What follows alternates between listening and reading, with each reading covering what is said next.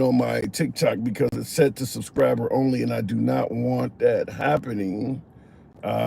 Shit, I hate when I hate when I start and I'm not 100% ready, but I'm trying to figure that out. But I'm going to ask a question from this standpoint. Do you believe? There we go. Do you believe America even cares about this shit anymore? Simple as that. Do you believe America even cares about mass casualty events anymore? They've happened so many. I mean, there's got to be hundreds of these things by now. You go all the way back to the what was it, Dylan Klebo, whatever the guy's name. But you're talking about Columbine. Columbine would have happened at the end of Bill Clinton's administration. That's probably like one of the first well-known mass casualty events at a school. Now, there's been more. I believe there was a shooting at a school back in the 1920s. But I'm talking about in this new era we're in, where it's happening so frequently. So Columbine was like one of the first ones. Before Columbine, we had a different phrase. So many of you folks that can remember back to the 90s, you'll be familiar with this phrase. It was called going postal. That's what we used to have before children started doing this in schools. It was called going postal because that's where it was mostly happening, at the post office among workers. It wasn't happening at the adolescent level. Going postal was now outdated for school shootings. But I want to ask you folks right off the bat, do you think America cares? Because I don't know. I'm not seeing anything after any of these events that would suggest otherwise. This stuff happens. It makes the news for a day or two. They clean up the blood. They bury the victims. There's a few teddy bears. You get the most famous phrase you can ever get. A phrase that is so American now that it literally is as American as baseball and apple pie. You know what the phrase I'm about to say. Anytime you hear this phrase, you can almost be sure you're either in America or the person saying it is an American. What is that phrase? Thoughts and prayers. That is like the most American phrase now. At every one of these events, thoughts and prayers. Now, it's pretty clear by now, thoughts and prayers don't do a damn thing for the victims other than maybe offer them a little bit of solace. And it certainly doesn't do a damn thing to prevent this from happening again. But yet that does seem to be the number one solution, the number one response when this stuff happens. I'll just say thoughts and prayers, give them a segment on the news, and let's move on. So I do want to talk about that. Right now, I just heard on Fox or CNN or whatever I'm listening to, I think this is Florida State University, FSU, today. As I stated, a school in Dallas had an event, I believe yesterday, and it was the second time at that school. One school had a shooting twice at it, but FSU is today. So far, I think they're saying there is 2 deceased. I've heard numbers as high as 5. Some folks are, obviously people are in surgery. More people got hit. I don't know how many were hit total. Yeah, big dog. Appreciate the hat and mustache to start the program off right. Thank you for your support, big dog. So I know we're at least with 2 deceased. And I think they said as many as 6 are in the hospital. So those numbers could change depending on how dire the injuries are. So that's FSU. And I'm asking in regards to these mass casualty events, do we care? Because generally, after a mass casualty event, after we talk about thoughts and prayers, we usually do things to secure your Second Amendment rights. So we make sure that nobody's going to take away your damn gun.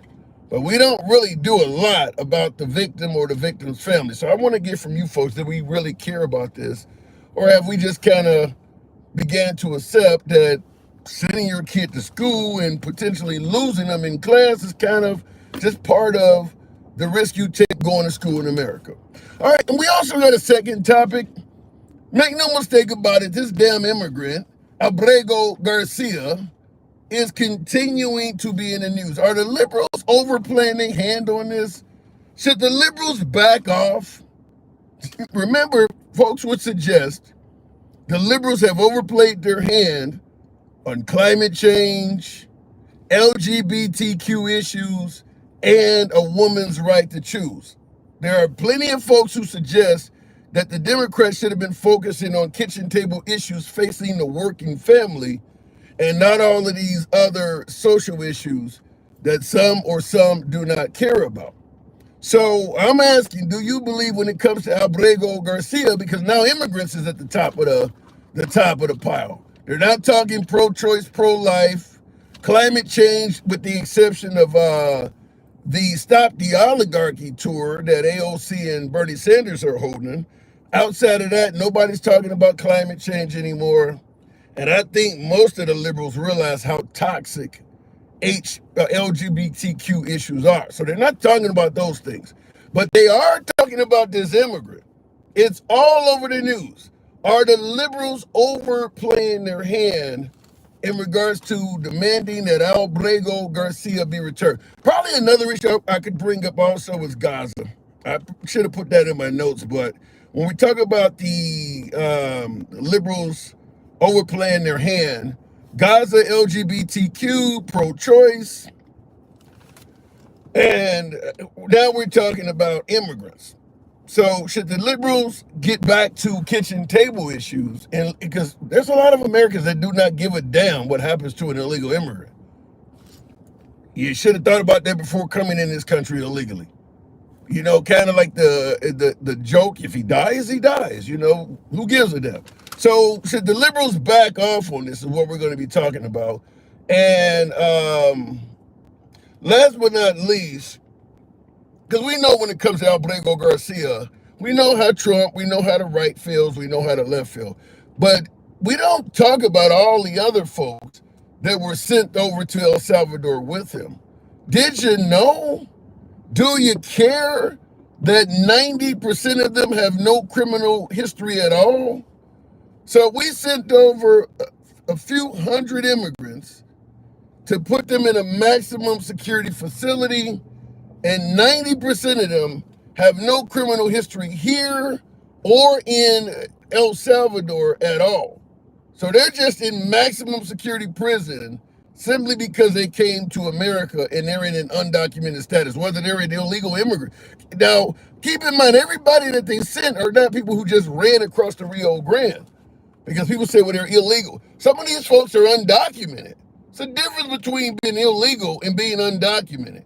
If you came here to seek asylum, for instance, during the Biden administration, where you walk up to a point of entry and you put in an asylum claim, you're not here illegally. But then Trump gets elected and he says, fuck your claim, you're undocumented. That's not a person that came here illegally. So understand there's a difference. Now, I understand President Trump and my beloved MAGA, you know how the program works. MAGA never acknowledged the right to claim asylum for folks coming across the southern border. Even when Biden was in office and he had the legal right to let you come across and deem it a legal way of entering, Trump and MAGA considered it illegal the whole damn time. So once Trump got in office, it officially became illegal. But 90% of them are down there. 90% of those immigrants have no criminal history on either side of the border.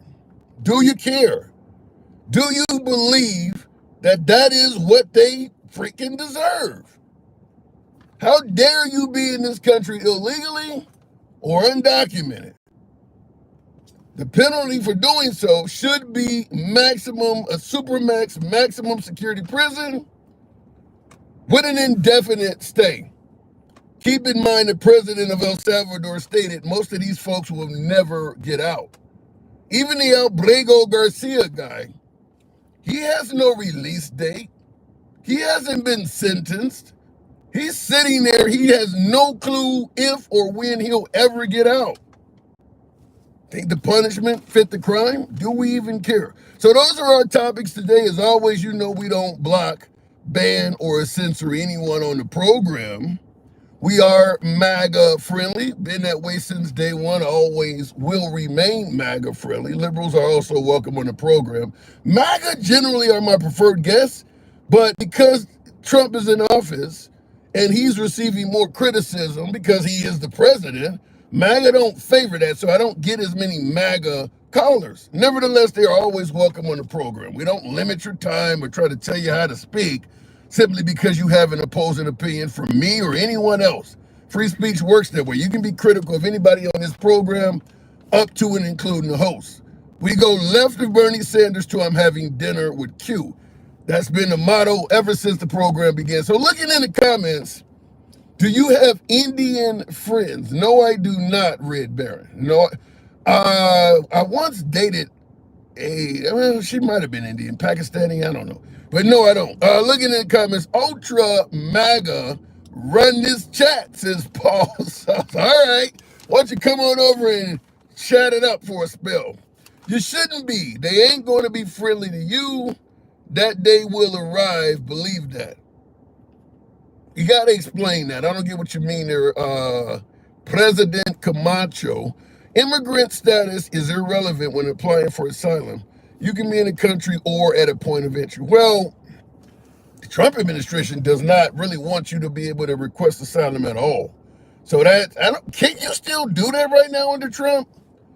I mean, the chance of you getting approval while seeking asylum under Trump has got to be pretty low. It's always been low. But you got to assume under Trump, man, that's got to be like kind of surviving in space without a suit at this point. Okay, looking in the comments, we'll go straight to the box. Bro taking notes for his live stream when he should be taking notes for his job interview, says Super Rooster. Appreciate your input, Super Rooster. That is not racist at all. I'm sure you got a hell of a lot of black friends. Automatically viewing an African American online and instantly assuming he's unemployed. Appreciate your input, Rooster. Moving on with the program, go straight to the box. We'll start it out with Daniel.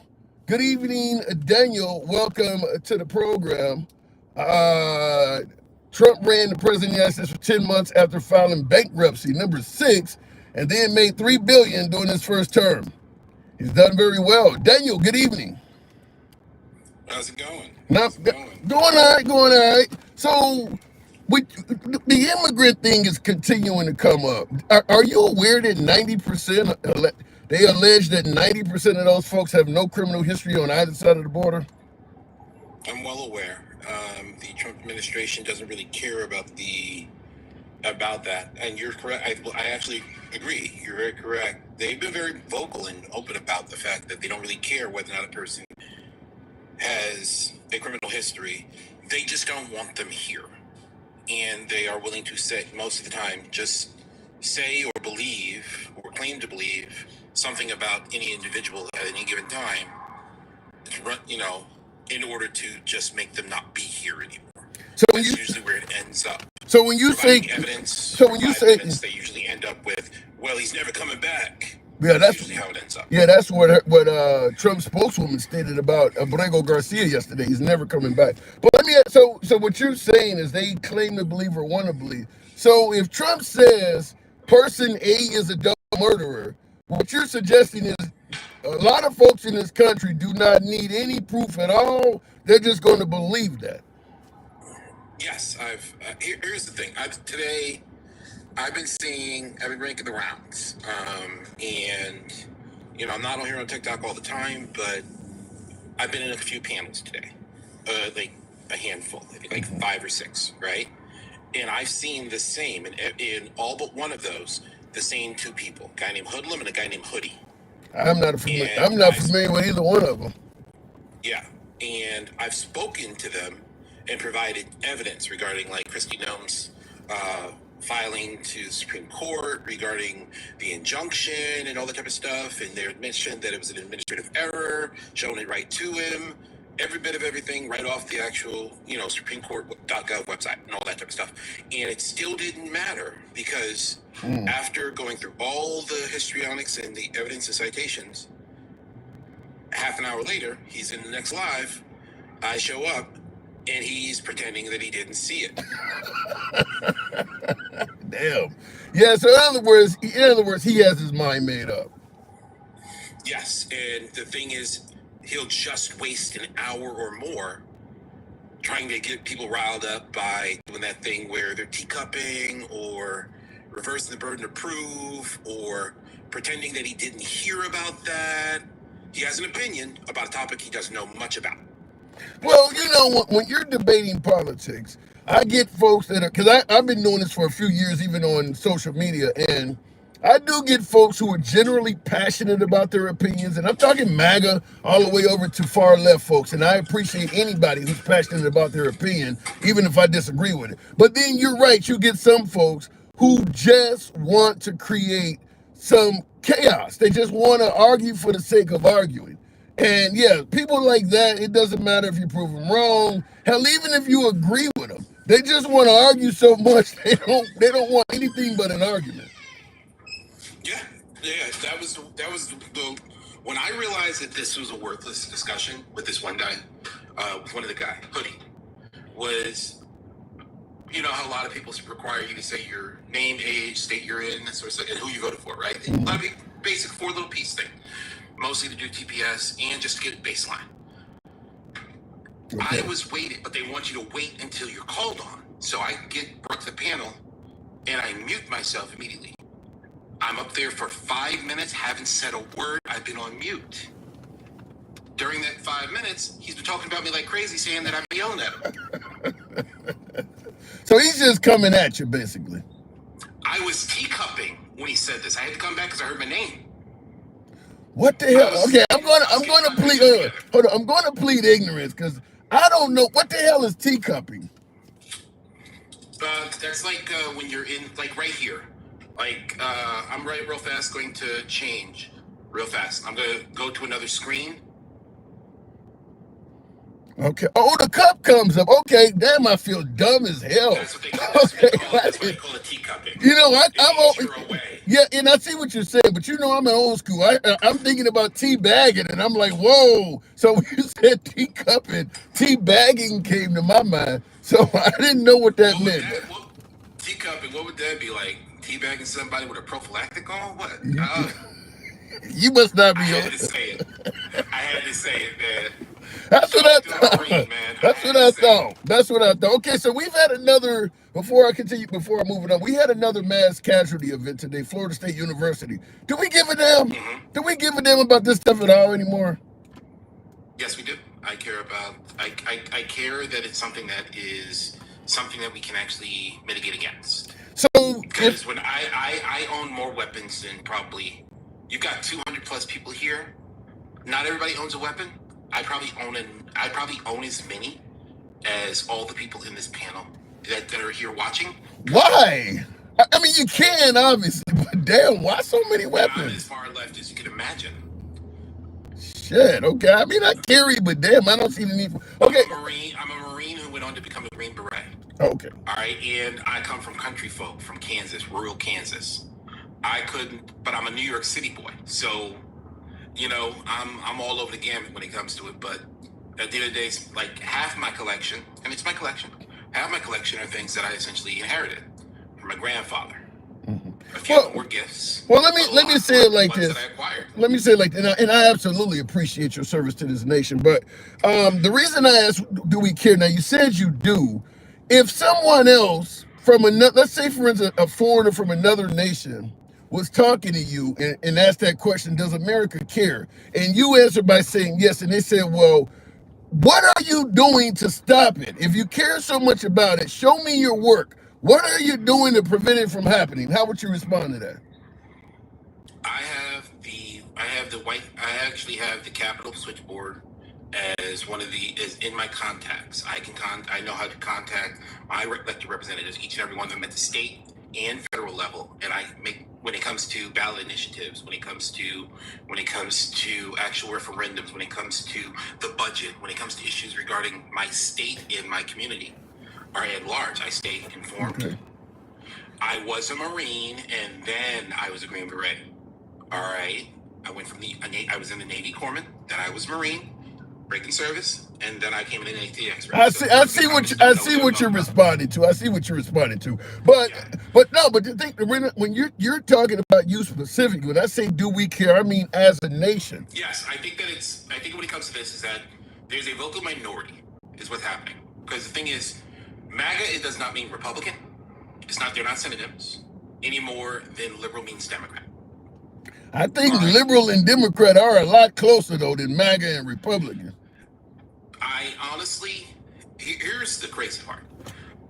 The reason I disagree, and I get what you're saying, but the thing is, they say that, but how are they functionally Okay, let's break it down because we got conservative rich. We got folks in the comments that would probably disagree with me or maybe even you. But let's take the four. We're talking about conservative. You say Republican in MAGA, or did you say conservative in MAGA? I said MAGA and Republican. Okay, so we'll talk about it. We'll talk about a Democrat and a liberal first, defining both, and then we'll define what MAGA is, and we'll define what a Republican is. What is a liberal in your opinion? A liberal would be a person, essentially, it's the disagreement between whether or not you are for example, current laissez-faire capitalism. It's usually an economic stance that usually is the thing that makes the distinction. Whereas when it comes to MAGA, it's usually issues regarding. But we're comparing liberal to Democrat right now. What's the difference between liberal and yes, Democrat? That would be a liberal. That would be a liberal. Okay. What? And a Democrat, and the thing is the Overton window, basically between left and right. Both, you can't be on the right, center right or far right and be a liberal, but you can be a Democrat because that's center right. The Overton window of your political beliefs regarding social and fiscal You issues. can be a center right Democrat? Yes, neither one of our parties are left wing. How far back are you going? We're talking about right now. Center right Democrat. So if you're a center right Democrat, I guess maybe Second Amendment. I get your point. I guess Second Amendment could be one because a lot of us are, we do own firearms, for instance. So I guess you could be. There's Democrats that are pro-life. So that makes sense. That does make sense. Now give me the difference between a Republican and MAGA. We are basically talking about the Pat Buchanan Republicans. We're talking about the issue, essentially, there's a reason that... What was George W. Bush? George W. Bush would have been, he was basically in the era when we were seeing that shift, when that Overton window I was talking about. Essentially what's considered the left and right limits of what are considered mainstream political beliefs, what the majority are. And the thing is, he was essentially in that realm where we started seeing that serious shift, essentially when we were dealing with issues of, for example, people calling into question basic reality of what happened. Essentially, they remember the headline, but never the correction. And that's when that started happening. Like a good example would be Valerie Plame. There was a CIA agent named Valerie Plame. She was a section chief who was tasked by the Bush administration, George W. Bush administration, Dick Cheney, George W. Bush, to actually find whether or not they were WMDs. Because remember, we didn't go into Iraq until 2003. Okay. We went into Iraq in 2001. I was there for both, right? She found that not only were there no WMDs in Iraq, but the idea of it was laughable, because we're not talking about like a suitcase or like something you could carry like you and your buddy. We're talking about a weapons platform, essentially a mini freaking space shuttle. Didn't Colin Powell have satellite photos? Colin Powell was on TV showing satellite photos of trucks saying that we can see the weapons. A truck is not, no.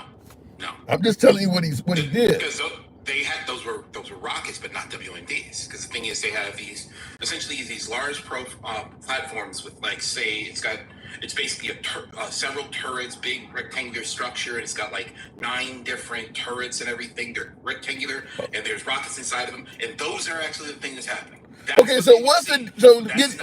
So let's get back on track. What is the difference between Republicans and MAGA today, right now as we speak? The difference between Republicans and MAGA is essentially their ability to accept that it's the end of the conversation once we provide primary evidence.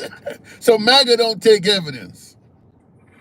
They tend to be referred to as factors intolerance for good reason. Not all of them, But to some extent, they have to either be willing to ignore that there is no evidence for their claim, or they're willing to lean into conspiracy theories, because you can't be MAGA and accept that the conversation is over once I provide evidence that, hey, the election was stolen. Well, he had 61 bites at the apple, and all of them were proven not to be true. And oh yeah, by the way, none of those cases claimed fraud. They said voting irregularities. In front of a camera, he said fraud, but in front of a judge, Rudy Giuliani was like, voting irregularities. And the irregularity? Well, 71% of the mail-in vote from the military was Biden. That doesn't sound like that's real, because the military votes Republican. Turns out, in that court case, it turns out that the military hasn't voted majority Democrat, hasn't voted majority Republican in 25 years. Well, what percentage of the military are minorities now? People of color? Relatively, I think something like 40%. That might have something to do with it. But I think I agree with what you're saying, but it's not the answer I would have given. For me personally, the difference between Republicans and MAGA, for me, and I've said this many times, Republicans have predictable principles: small government, pro-2A, pro-life, pro-Christianity. Huh? That sounds conservative, but I hear what you're saying. Okay, to me, I would even kind of tag it with conservatives. They have predictable principles. In my opinion, MAGA is Trump. If Trump is pro-life today, MAGA's pro-life. If Trump decides tomorrow, some women need to be able to choose. And that's why I use the litmus test of whether or not they will accept evidence. Yeah. That's the reason, because Donald Trump won't. Because remember, regularly we have to have them as, it's almost like it's like that Key and Peele speech, Keem's skit, where he has an anger translator. They have to translate for him all the time. Yeah, that's a lot. We go through that 5 steps all the time. First they say he didn't say it, then we show them the video, and it turns out that's what he said. Well, that's not what he meant. And then he actually tweets, so he doubles and triples down. Then it's, well, everybody does it. Historians come out and say it's never happened ever in American history. Then they say, well, the thing is not like it's illegal. Legal scholars come out and show, oh yeah, it's a violation of 8 U.S.C. 201, private voting official. That was the first impeachment. And then finally, we get to one of two things. They either say, I don't care, or I love that he's doing it. I wish they would just start at that last one, because that's where they really are. You didn't leave me shit to debate. I gotta go. I mean, he didn't even leave me a bone. Ain't nothing else I can say. Appreciate you coming on, Daniel. First time talking? Man, we've talked many times. Okay. This is Bring Facts. This is Dr. Daniel Harper. Okay, all right. I just retired Army Lieutenant Colonel. Did you have the same name? I'm using my actual government name. Okay. I mean, Bring Facts is what I normally go by. Okay, that's the difference. All right, fair enough. Well, I appreciate you coming on, Bring Facts. Daniel, you're always, obviously, you're always welcome back. But thank you. You didn't leave me nothing with that last one. I can't even debate that shit. Thank you. All right, moving on with take care. You too. Moving on with the program. Yeah, I mean, the steps he gave. Wow. Jesus. I mean, there's nothing I could even counter with on that. Looking in the comments, Mr. Splagaville says Republicans are demanding his return at town halls too. Really? Talking about Abrego Garcia, because that now the Republicans are claiming that these violent or these, well, a couple of them have got a little bit out of hand, but these heated, that's the word I'm looking for, these heated town halls, Republicans are suggesting that those are just paid Democratic protesters. So, but in the comments, Mr. Splagaville said the Republicans at those town halls are demanding that Abrego Garcia be returned as well. I'm going to assume MAGA will tell you that most of the people demanding he be returned are liberals. Those are not, they don't believe those upset folks at these town halls are actually genuine Republicans. So we'll see how that goes. And that was, I see that comment, Missy Blunt. That was a good breakdown. I couldn't counter it. The El Salvador president says that he will not be returning Mr. Garcia to the U.S. Yeah, they definitely said it, and I think they're not going to return Abrego Garcia to the U.S. However, the only thing I think all of us, whether you're a far left liberal or you're hardcore MAGA, I think we all agree if Trump wanted to get that guy back, he could. So the idea that the president is saying the president of El Salvador is saying he's not going to return him, that part is bullshit. Our government sees the guy as an illegal immigrant that is a threat to this country, and he doesn't need to come back. Making up stories that, well, you know, it's the president of El Salvador that doesn't want to send him back. Nobody's buying that. I mean, Trump brags on being a master negotiator, suggested he could end 2 different wars in 24 hours. He's brought people home from North Korea. He's brought people home from Russia. But you can't bring someone home from a country where you're paying them to house the guy. That makes no sense at all, and I don't even think MAGA believes that. But, you know, I guess he wants to add that in there for some reason or another. Anyway, looking in the comments, I live here, 1 deceased, 5 injured. It was the sheriff's son. Yeah, with the sheriff's gun, too, I heard. So it's only 1 deceased at this point? I thought I just heard on Fox before I came on the show that 2 are dead. And a number of them are in the hospital right now. So that number could change. But I thought I heard maybe it's what was the killer is deceased too. Maybe that's what they meant. Absolutely agree. Trump could bring him home, says Stacey Murphy. Yeah, I don't think there's anybody that believes that Trump could not bring home Abrego Garcia if he wanted to. Okay, we'll go back to the box. Tap the screen, get the likes on up to about 20,000. We can make that happen. Feel free to tap the screen, make it happen. Okay, I'm going to go in the trenches briefly. I'm about to get my ass kicked, but you know I always give my subscribers first digs, and Miss Gangsta Grandma certainly is. I even bald and fluffy ass. We all love caking with those damn maggots. Why do you have such disdain for MAGA? Can you give them breathing room? What now, Pookie? They did it. They got a homegrown 19-year-old that won't release him, and he's a United States citizen. So yes, they're coming for our black asses, okay? Wait. Who are you talking about? 19-year-old? Who are you talking about? The FSU guy? What? Somebody ICE got locked up and won't let you out, kind of bullshit. Now motherfuckers are United States citizen? Hell yeah, they come for our black asses. Don't get that shit twisted. They went for the Mexicans, the Cubans. You what? Now we're next. Yes, we is. What are you trying to indicate? They're going to deport black people? Yeah, they are. What the fuck? Based on what? You're fear-mongering. Based on what? No, look what they're doing. Look what they're doing, Pookie. Right? Where the hell are they going to deport African Americans to? Oh, right back to Africa. That's a nice, better place than we got. Shit. I like to go see the hippos and everything else. But I'm fucking around. I know. I'm about to. I know you come through with some controversial shit, but you don't really believe this, do you? Some real shit. Now let me tell you something. If they're coming after brown people, you don't think they're gonna come for us?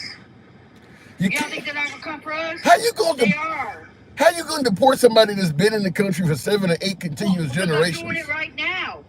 They won't even let that dude go. He's a 19-year-old kid.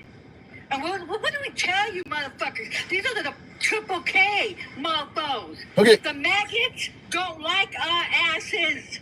Who is this? Wait, hold on. Who are you referring to? This 19-year-old child? Who are you talking about? I forgot. I can't even say his name. He has a pretty ass name, but I can't say it. But I can't even pronounce the shit. But he is. He's a United States citizen. It's all over the damn news before the damn Popo son went bipolar and shot up shit. Okay, you feel me? So the 19-year-old you're talking about, he's not the FSU shooter, is he? Hell no. So this is something else. So they're holding a 19-year-old. Is he illegal? Yeah. Is he legal? He's a legal citizen of the United States, and they got his damn ass. So you don't think they're not gonna come for our asses? You don't think they're not gonna come for us? Well, you got like fucked up, buddy. I mean, is it not a possibility that the Trump administration, being a lover of the See, I told you, I'm not bullshitting. He's in New York. But is it possible that the Trump administration, being a lover of this great nation, might do the right thing and let him go? You think that motherfucker gonna let him go? Really? The damn Triple K's gonna let him go? You got me. Why are they holding him? They won't say nothing. They just said they're not gonna release him.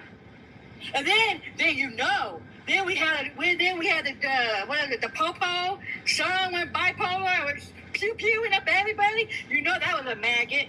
I guarantee you he was. Well, wait, hold on. How old was the FSU shooter? I mean, how you gonna say it's a MAGA? It might not even been old enough to vote. He was this college kid. I mean, maybe MAGA. You can't just blame that on MAGA. Boy, let me tell you, you are something else, don't you? You really do like riding on him, don't you? You like riding on these motherfuckers. They will stab you in the back and didn't give a fuck about. You break it up there.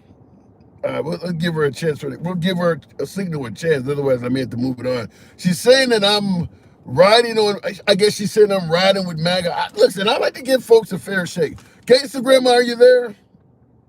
Okay, I'm gonna have to move it on. I guess her signal or something dropped out. But listen, I don't know. I don't know enough about the story she was presenting to counter it, so I'll just leave it at that. Let me continue on with the show. If we don't have any other problems here, we'll go straight to Jeremy. Good evening, Jeremy. Welcome to the show. Where shit going? Grandma. I've known people like that. I don't want to say too much bad about her because she probably has her own issues. But people who yell like that are just annoying.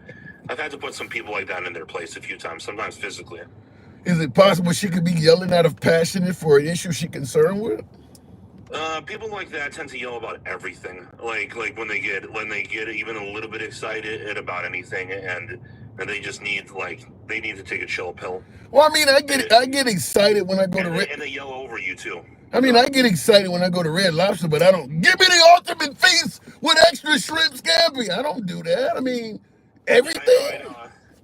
Yeah, I know. You don't go in there with a little bit of white powder on your lip and then just go like, that damn shrimp scampi, Pookie, how come you ain't giving me no Ray?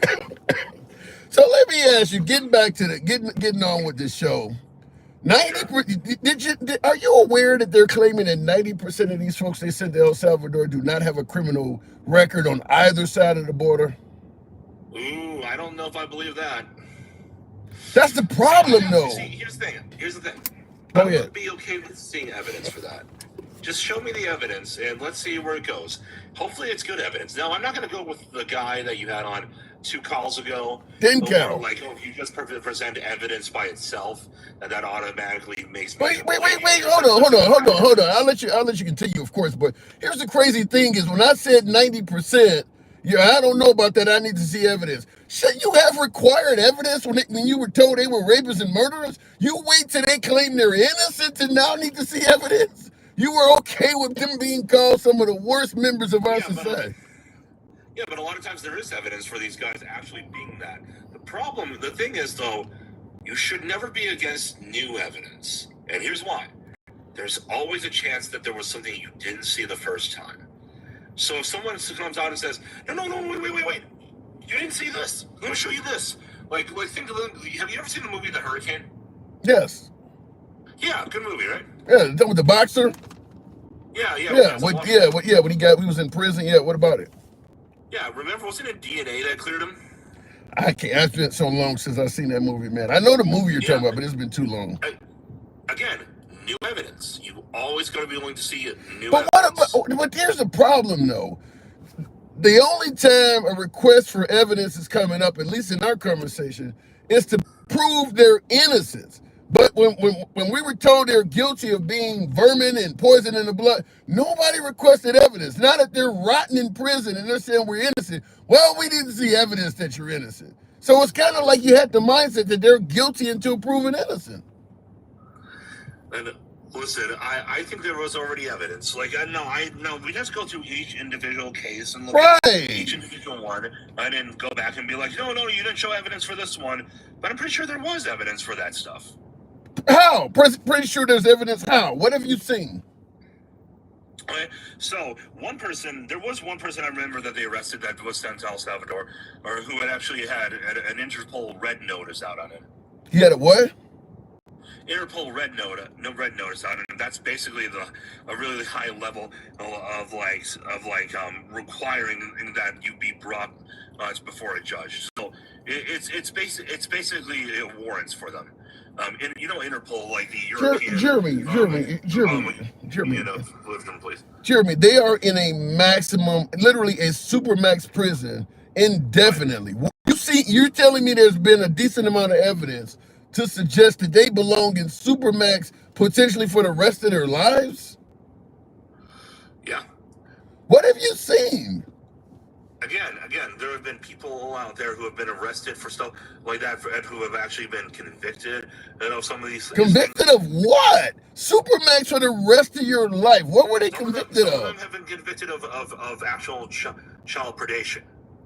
So you think what, 300 and some of them that were on the plane, all of them have that kind of a history? You believe that?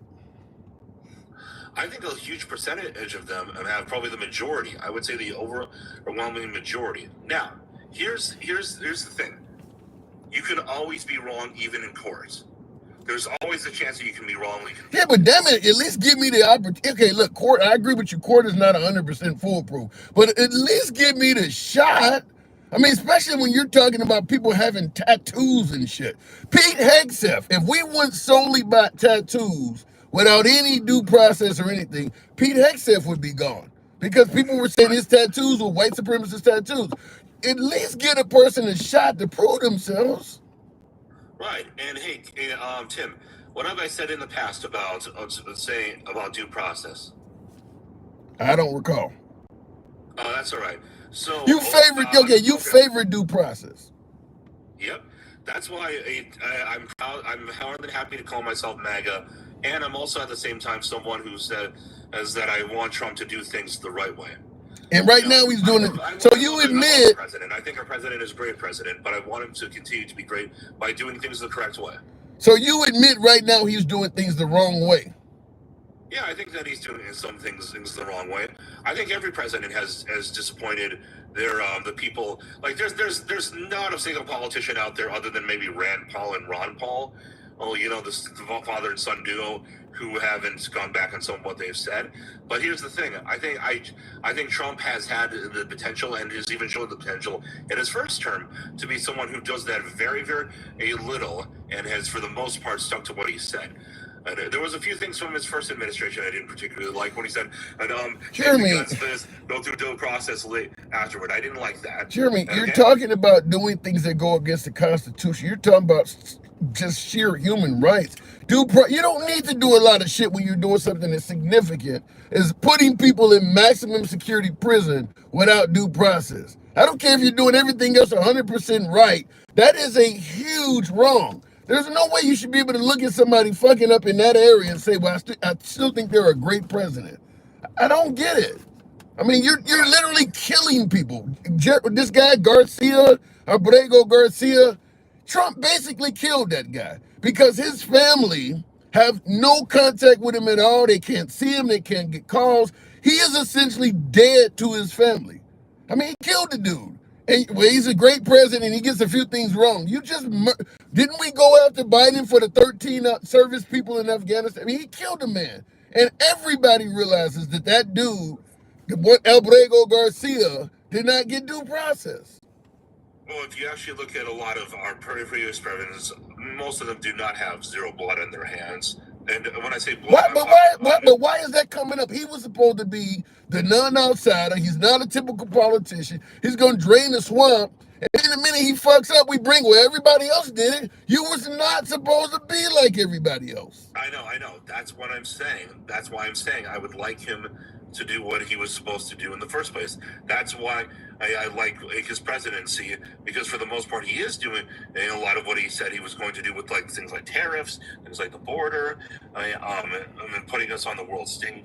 Things like that. The issue comes down to he's not living up to everything he should be living up to. This is okay. Think about it like this, Tim. So a lot of people really like Obama, right? Even to this day. Okay. Yeah, drone strikes Obama. Yeah, do they like everything about him? No. They think about how. No. Let me be clear with you. Obama. Okay, you got a guy, an American, who goes to the Middle East, fights on behalf of ISIS against our service personnel. Obama drones that guy And the right is blaming him for droning the guy that was trying to kill Americans. We kill Americans in this country every day. The guy at FSU we're talking about. We kill Americans that are threats to other Americans every damn day. But if you go to another country and we use a drone for self-defense, is all of a sudden wrong now? He was literally trying to take out other Americans. It was more than just that guy, Tim. You know that. Come on. I haven't heard anybody else. Innocent civilians were hit in the process. And he favored them, even though he could use ground troops that would be much more precise. And put them all at risk. Well, do you want innocent civilians in the mix or not? Innocent Iraqis is what you're talking about. Suddenly, all of a sudden, Obama drones a bad guy and MAGA cares about innocent Iraqis. Come on, can you be less hypocritical? You know damn well that if hold on. You know damn well that if somebody went to the Middle East and was fighting our good guys on behalf of ISIS and Trump droned them, you would be saying now we got a real president in office. But Obama does it. You want? Can you be less hypocritical? You come on now. You really going after him for that? I'm not letting you get away with this, okay? We knew that there was a lot of ones that were done recklessly. Not all drone strikes are obviously bad, obviously. You had the ones with the Houthis where it was just Houthis that were there, okay? And not every drone strike that Obama threw was bad either. But there was too many times where he overly relied on them and knew that he could have been more precise. It's like, that's why we even develop weapons nowadays that are more precise than before. Have you heard of, there's like this one where like there's an individual rocket, and the rocket has multiple blades on it, and it like took out somebody in their home. Jeremy, I'm just baffled that we're having this conversation while Trump is continuing to supply the Israelis. How many innocent people are dying? Obama, really? He killed a few innocent people trying to get rid of a real threat. And you guys voted Bush in, not you. I can't believe you having this conversation. I'm saying, Tim, you aren't holding Trump to the same standards as everybody else. Go ahead. And I do. And here's the thing. If Trump were to stop disappointing me a few times here and there, or even though he's been mostly doing what I want him to do, then I think that you would have a better president. Because you can always hold someone accountable. You can always say, hey, you said you would do this. Let's see it happen. That's the thing. I'm not blindly. He's not my God. He's not a God to me, and I don't worship him. He's a human being with flaws and virtues, and he needs to choose virtue. And when he doesn't, I'm going to call him out on it. Okay, well, here's the reason why Trump is getting, because other folks will say, well, why do you guys hate Trump so much, or why is there so much hate aimed at Trump? Okay, he's sending folks to maximum security without due process, and I got folks in the comments right now saying, well, they're not an American citizen, indicating that as long as it ain't a citizen, you can treat them like shit. You don't buy into that, thank God. But he's also indicated that he wants to send Americans down there. And we know he is the kind of president that operates without due process, because he's showing us here. He's convincing people that people are gangbangers and all of this other stuff with no evidence. And we're supposed to assume that if he gets the right to send Americans down there, which he's already indicated he wants to, that none of that doing it without due process or proof will be done to the Americans. It just doesn't make sense to me. That's why people are concerned. I don't think he will do it without due process, but I don't think that he's lying when he says they'll send Americans down there. And I don't think that's good, I don't think he should be. I think he should be sending them to domestic prisons here in the United States. Now, the reason why I say he won't do it without due process is because I think that he sees like someone who's illegally in the country, and he just says, bam, get him. He doesn't really pay attention. Trump, in a lot of ways, is an overcorrection to the problem. And that's not a good thing, because you shouldn't overcorrect the problem. You should correct the problem. And now, if someone's illegally in the country, sure, maybe they should be deported, but they probably should get a trial. And so that way we're not just sending them to CCOTS. We should send them, and we should know exactly what they've done and how severe it is to give them the appropriate punishments. So that way, if they've done something serious, they do go to CCOT in El Salvador. Or if they've just trespassed in the country, they just really just like, okay, you got to get out. Bye. Maybe he can come back in a few years or something like that. Punishment fits the crime. Here's what I don't understand. We went to war with Iraq under the guise that Saddam Hussein was mistreating his own people. We've talked about how the Chinese mistreat their own people. Yet Trump is sitting there with the president of El Salvador shaking hands. What they're doing to those folks, I mean, everybody they're putting in there, because according to the president, he doesn't believe any of these people are ever going to get out. I don't think anybody believes that every single one of them people that's in prison is a rapist or a murderer. Some of them folks are just a gang member. Let me ask you yourself personally, even if it's a violent gang, do you believe being in a gang at 16, 18, 20 years old deserves a sentence for the rest of your life? Not by the gang affiliation alone, but if you're in one of those gangs like MAGA or MS-13, considering how they operate, you probably by default are going to deserve to stand. But without committing the actual violent felony, do you believe just gang affiliation alone should dictate spending the rest of your life in a supermax prison? Not by the affiliation alone. No. So Trump is on TV with a guy who is essentially violating all sorts of people's human rights. I mean, because that's what those folks are.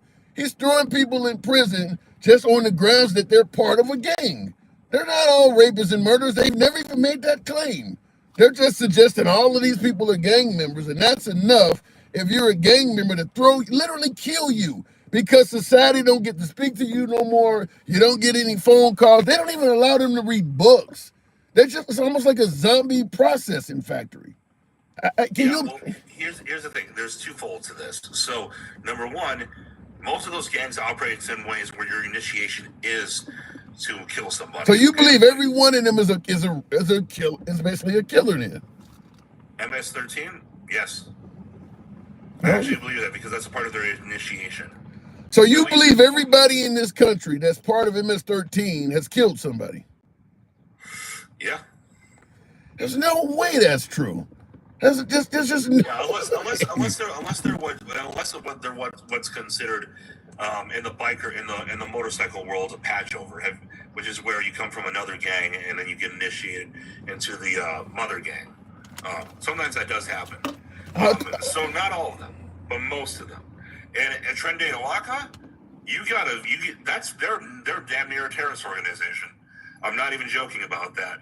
If you look at how they operate, it is a totally different beast.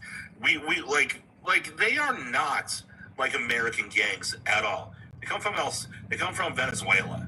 They grew up in a war zone. They are way more hardcore than any of the gangs we have here. Like I'd even put the only ones I think that could actually give them a reasonable fight would probably be the American and the mafia.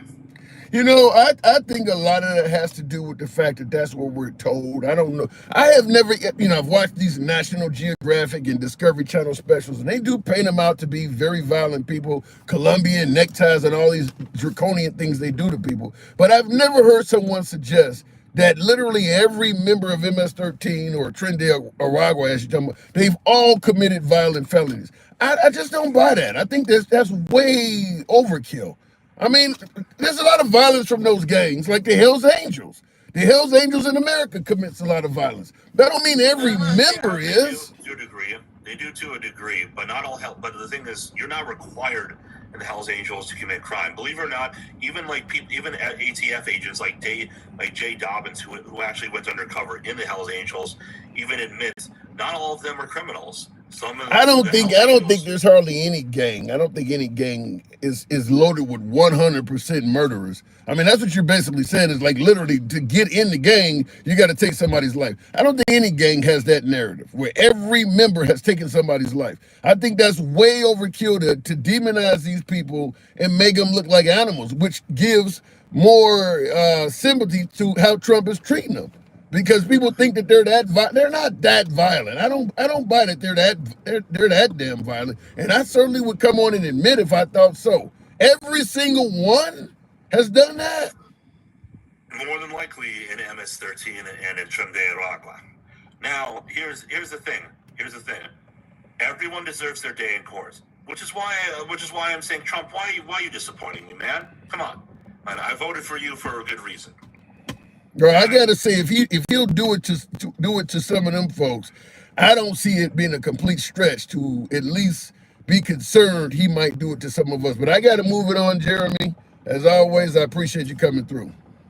All right, brother. See you around. All right, you too. Good talk. All right, moving on with the program. As I say, folks, we don't block, ban, or censor. You don't have to agree with the host.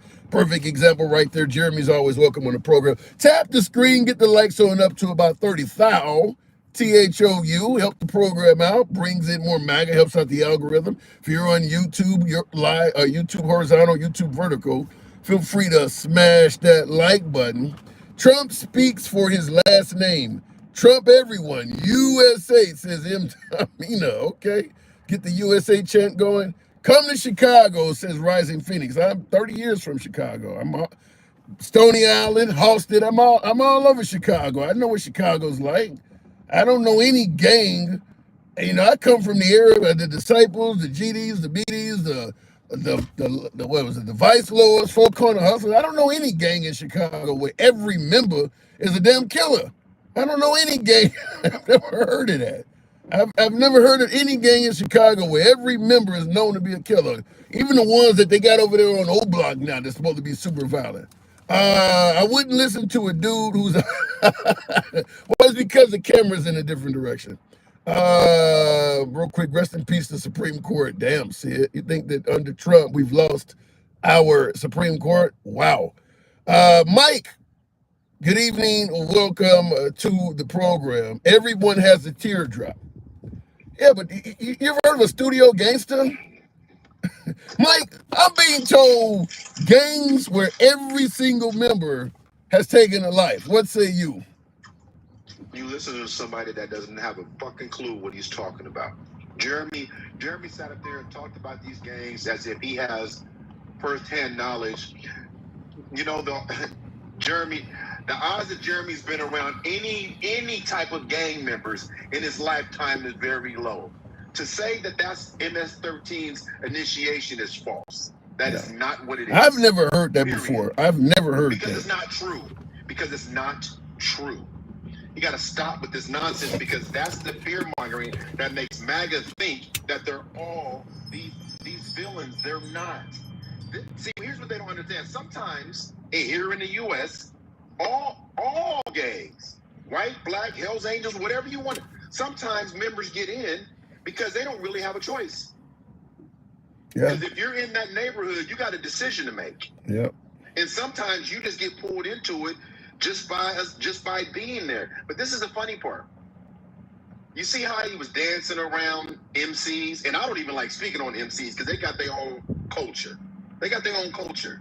But still, and what I mean by this is, I'm not saying that that everything they do is lawful, because it's not. Right? No. But what I'm saying is the idea that we're demonizing these people that got deported as if they all did something dangerous and they were all, it's just absurd. And here's the funny part that Jeremy talked about. The reason I know he's full of crap is because Trump and them won't release the files on the people that were deported. Am I right? Yeah. Not only are you right about saying that, but to me, with so many folks chastising the Trump administration for being draconian, being unsympathetic, that would be like liquid gold for them to be able to put each one of them deportees' face on the screen and show who they victimized. And they could easily do that. If you're going to suggest that each one, you see what they got on television when the outcry for Abrego Garcia started to grow, and Trump's spokeswoman was on television yesterday talking about he had a domestic violence beef and all that. You see how they were able to go find the shit that was on him? They could have easily done that on that 200-300 people they sent. Just put a web page up, put the guy's face up, put what he did, and you could scroll through it, and that way it would justify deporting those people. Exactly, but they're not doing that, and they had to go scrape and look for that, and he still didn't get convicted of that. It's absurd what they're doing. It's absurd, and all you MAGA and Trump supporters in the comment, I mean this from the bottom of my heart. If you ever leave this country, you at that point are not a citizen of the place that you're in. So you remember that while you're there, and they scoop your ass up and don't tell anybody. The sad part, I mean, because they're not thinking, Tim. They're not thinking. They think that this is, well, they had to be doing something. No, that's not true. because there's been multiple people that have been deported, and they're starting to come out little by little. There was another young man who was deported because he had an autism rainbow tattoo. Did you hear about him? Yeah, I have heard about that. I have heard about that. He just got deported. Autism okay, so rainbow. but he didn't do anything. Here's another issue I have, because like I said, we've pointed out all sorts of countries that are human rights abusers. Even if you actually took somebody's life, I mean, you got hundreds of people that do not have the right to even make a phone call, a right to seek counsel. I mean, you're sitting next to this guy, and that's what he's doing to his people, and you're sending him more people to do that to. Even if they are as violent as you might suggest, they have a right to counsel. They should have a right to actually contact their family. They have nothing. They literally are processing zombies. And Trump is on TV shaking their hands with a guy like that. You went on mute, Mike. Okay, apparently his call came in or whatever. But that's the point I have. We've been talking about countries for decades that are guilty or at least accused of human rights abuses. What that president down there is doing, even to his own people, much less the ones we're sending them, those are human rights abuses. We got a lot of killers and all of that shit in our own country. We don't do criminals like that where you don't even have a right to go outside and breathe fresh air. I mean, they literally are treating them all like they're on death row without actually executing. We're just going to put you in a room with the lights on. You don't get a book to read, nothing at all. Just literally process you into a zombie, and you might go through that for the next 60 years or more. And we're shaking that guy's hand like that's a good thing. I got folks who come on the program saying America needs prisons like that. America needs facilities like that. I'll tell you it is. Anyone that goes to a facility like that, you really can't let them out. I mean, they're not going to be a functioning member of society anymore. I mean, you pretty much have destroyed their mind. That's like kind of like a lobotomy. You're going to be 24 hours a day, the lights are on. You're sleeping on metal. You don't get any type of, not even the thinnest mattress of anything. They make them sleep on metal. They're not allowed to talk to each other. So you got 80 motherfuckers sitting around you, and none of you guys are allowed to talk to each other. And they don't even so much as give you a book or anything to read. So you just literally are sitting like plants, literally like a vegetable. And you expect to ever release that and have a productive citizen out of that? So no, when it comes to Abrego Garcia, Trump basically killed that guy. I mean, that's basically a death sentence sitting him there. Looking in the comments though, people that agree with the treatment of people like that are not good people. It's real hard to suggest otherwise. Israel is occupying the USA, says see it. Free the USA from the Zionist occupation. You see it that bad? Israel is occupying the USA? That might be a bit much. Tim wants these people in our country, says Draco. Here's what I'll go back to the box, but here's one of the issues I have. The all or nothing mentality. Asking Trump or the Trump administration to provide evidence that the person you deported to prison is as violent as you suggest doesn't mean you're defending the guy to the point where you want him in America.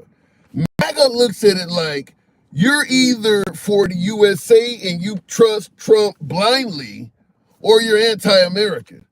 You should be able to have a middle ground where you can question what Trump is doing without being considered as someone that hates your country. Keep in mind, MAGA didn't trust the damn government until Trump got elected. Now, all of a sudden, anything the government say, you just believe it now. Anything that, because Trump is the government.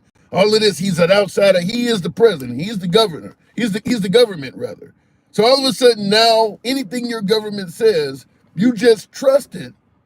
And any questioning of that makes you an unpatriotic, anti-American citizen. When do we get to this point? Going back to the box, MAGA is off their rocker, obviously, says Moving Mountains. Damn. Exactly, just prove he's guilty.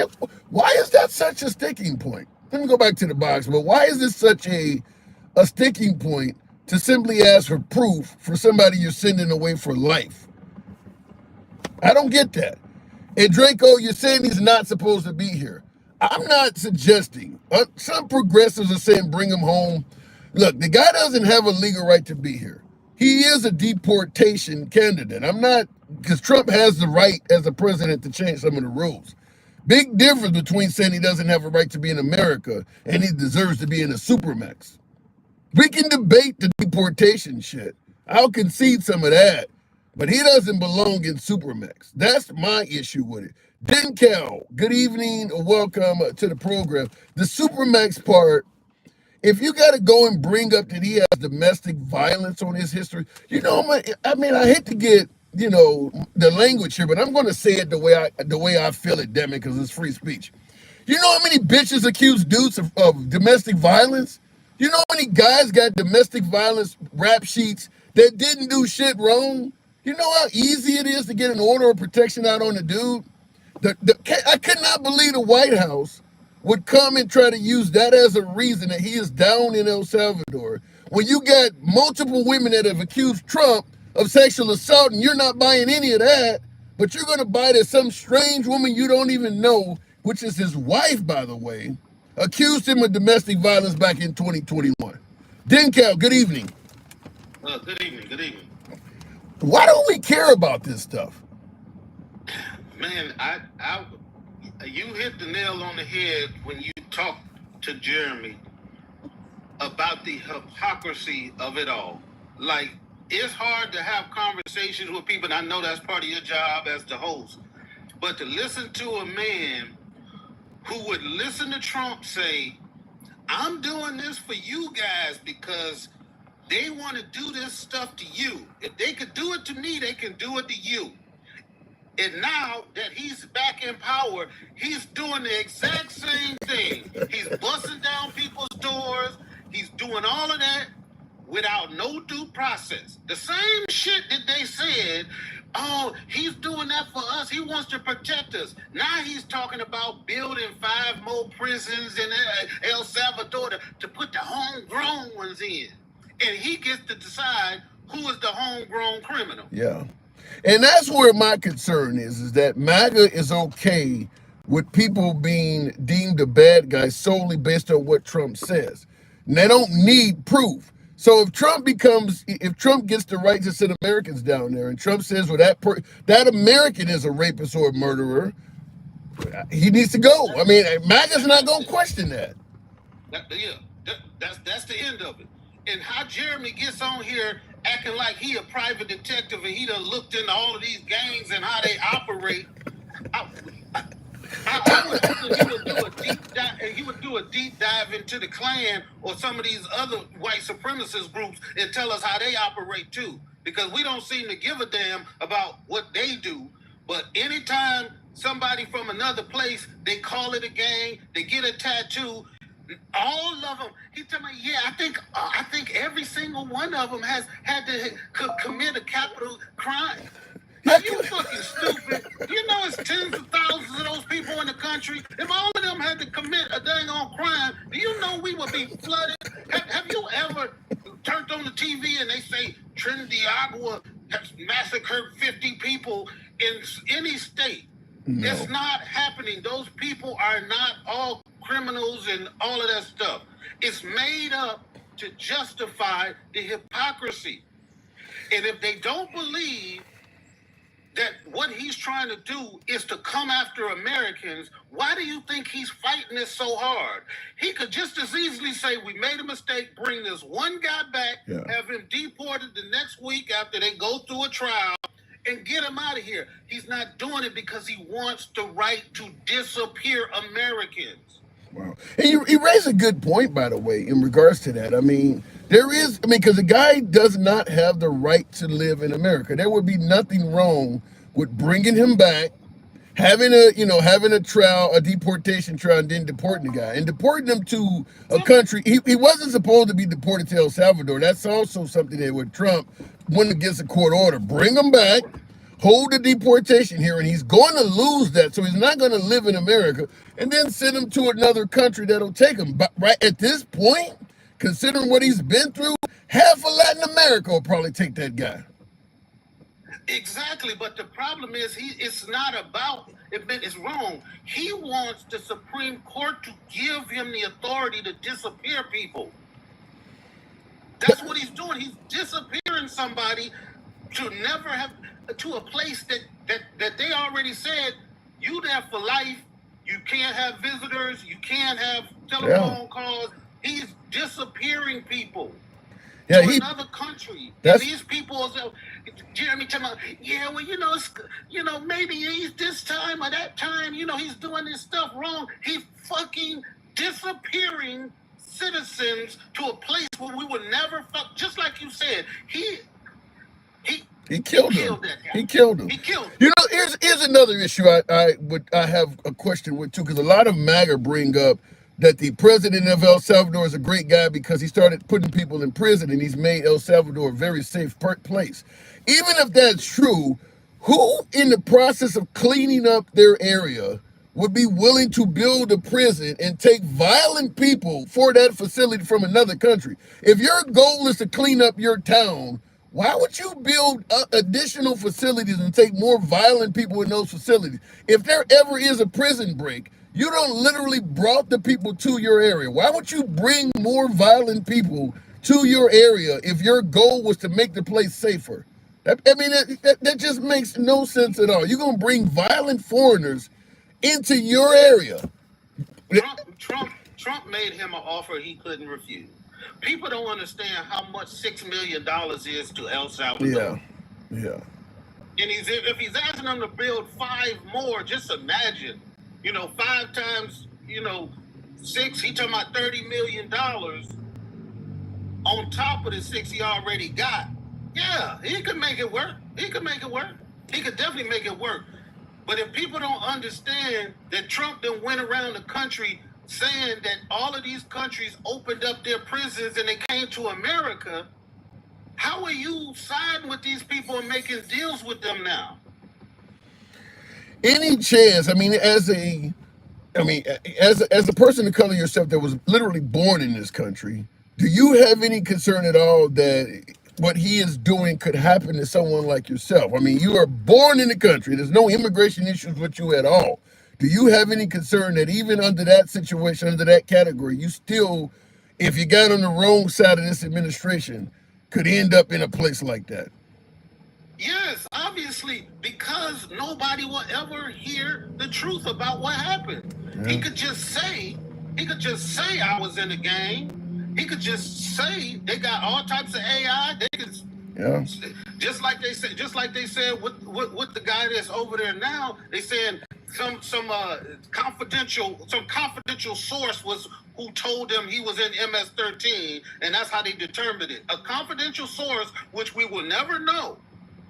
Yeah. And so, yes, of course, he's setting it up so he can disappear people. And I don't care what none of these MAGAs in the damn comments tell me, you guys are just living in fear. We're not living in fear. We're living in reality because we're seeing it happen.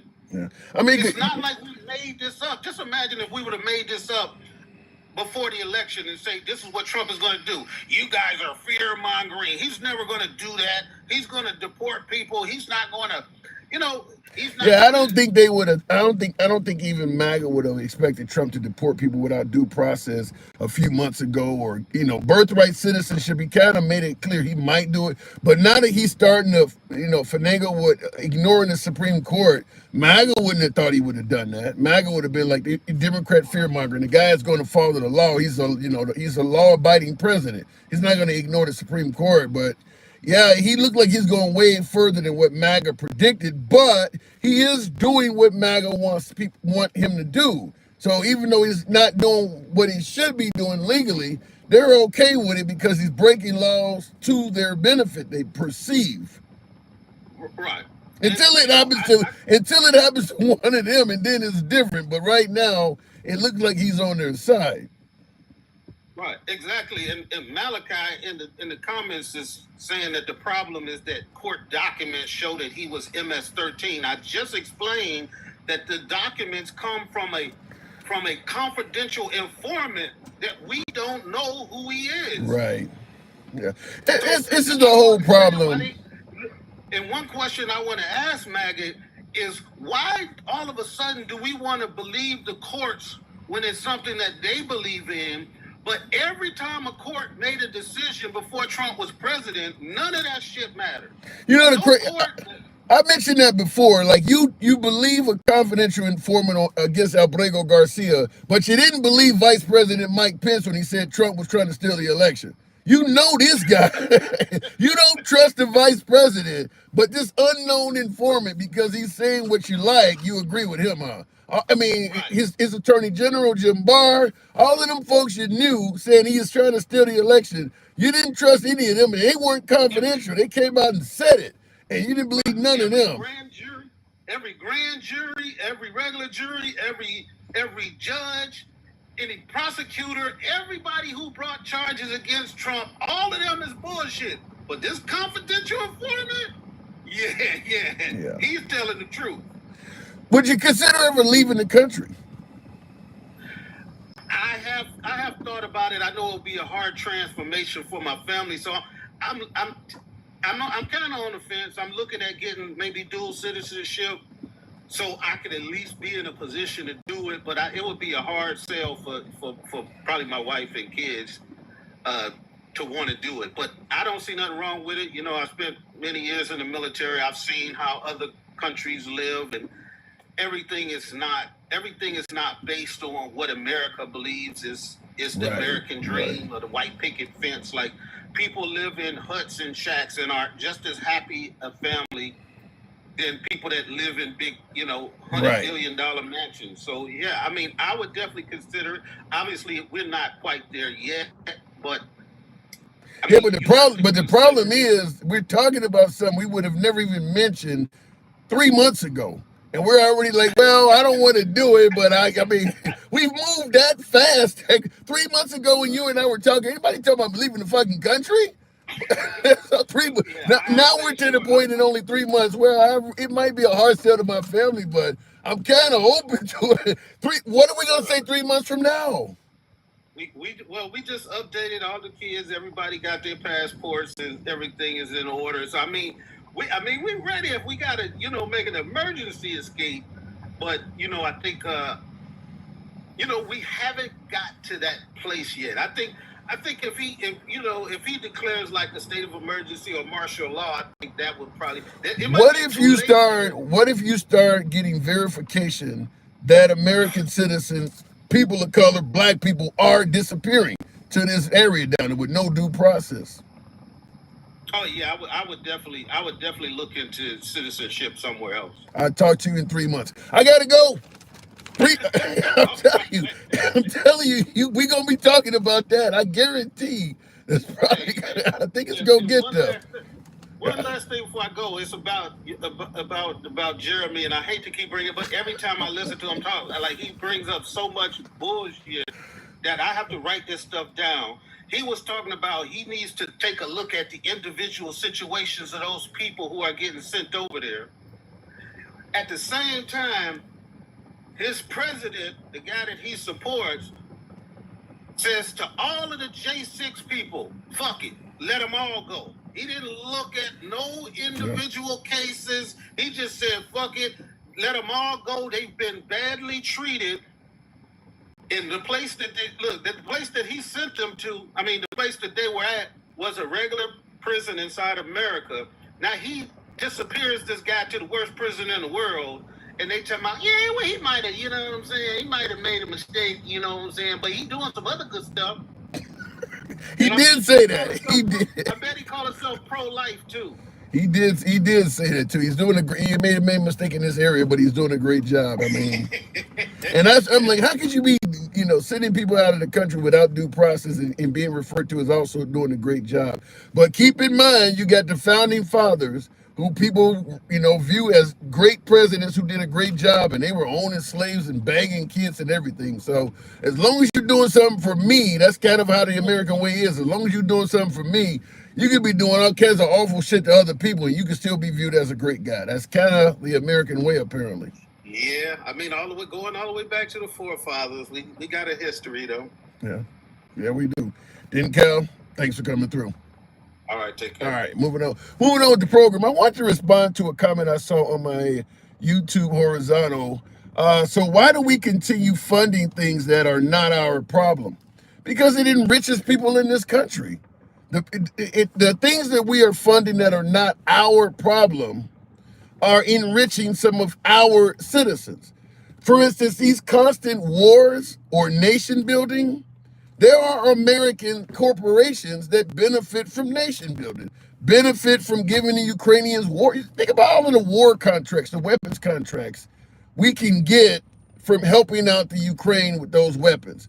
You can now solicit those weapons to other countries and show, well, here's a 6 foot, here's a 6-story building, and here is the aftermath after this device was used.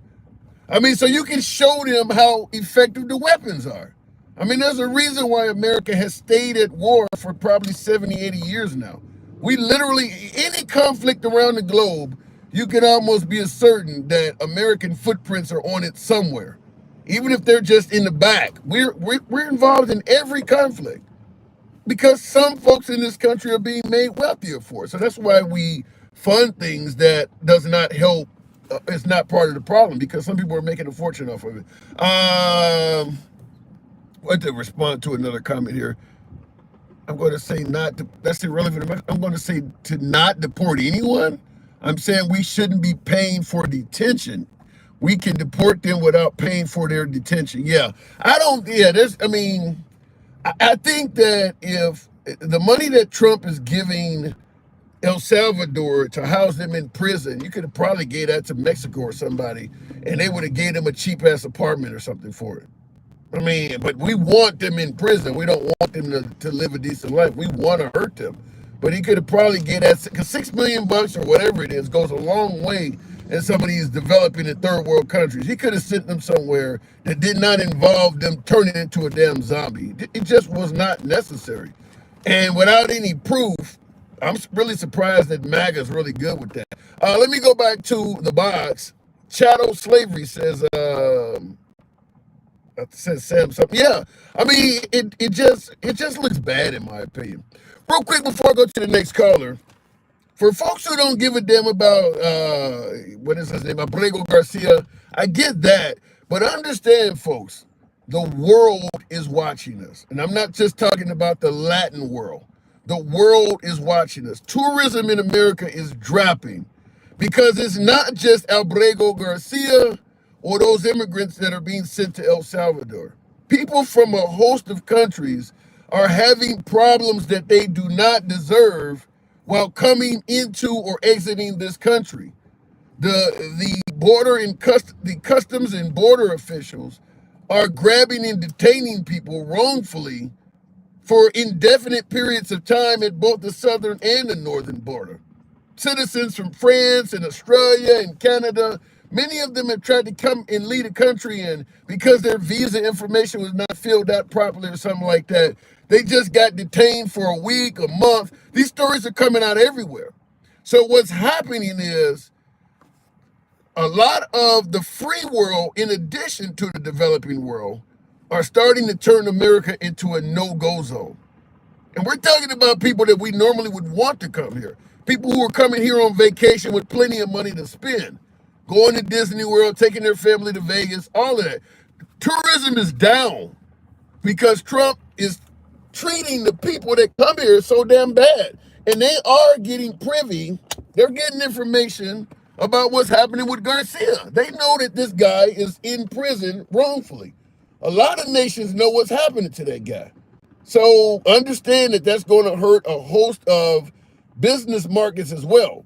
I'm assuming the Vegas hotel industry, all of the amusement parks, all of that shit's hurting. People are not coming here. Let me go back to the box, and not to mention some Americans are starting to leave. Going back to Toothpick. Good evening, Toothpick. Welcome to the program. My damn YouTube thing here is screwed up. Toothpick, good evening. Hey, handsome. How you doing? Man, I don't even know what all this shit going on. Do you think Trump is doing the right thing? Hell no. Why do so many people think otherwise? Either uninformed, willful ignorance, or just maliciousness, or just MAGA. syndrome, I guess. You said MAGA. What is MAGA syndrome? Also, That's a like, new word. Huh?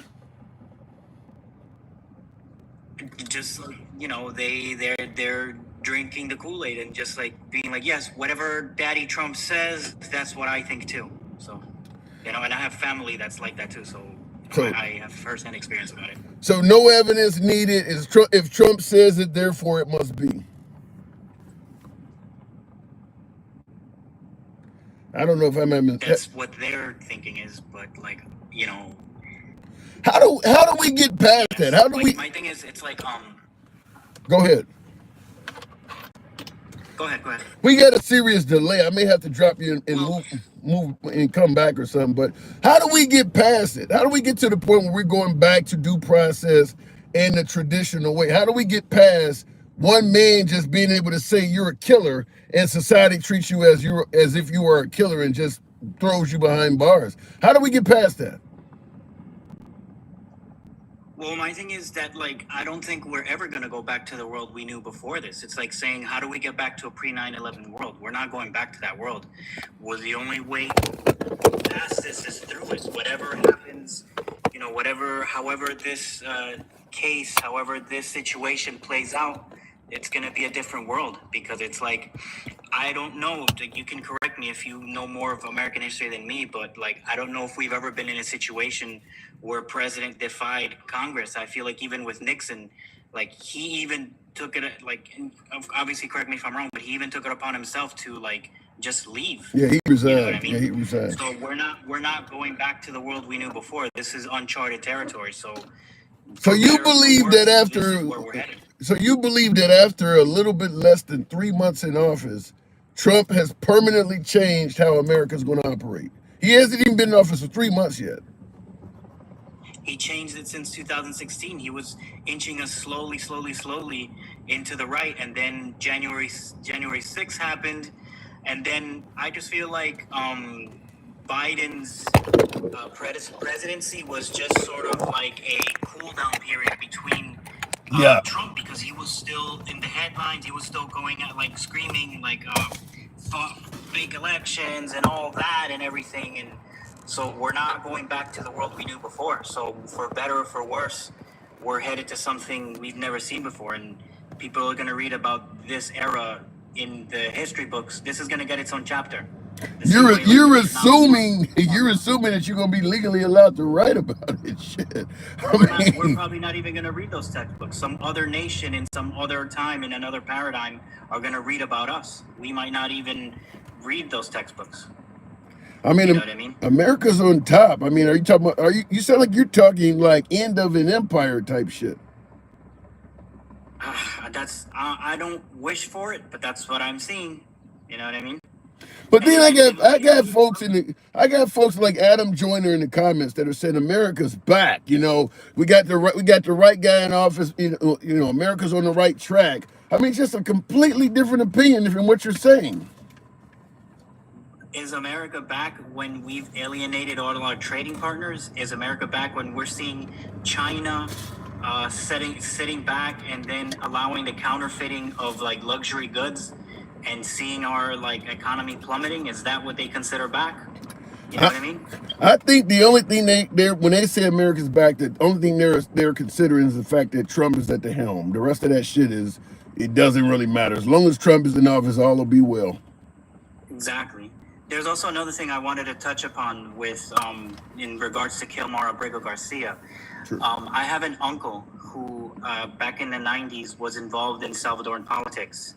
Right, he was running for the Arena Party, which is basically kind of like the Republican Party of El Salvador, right? Okay.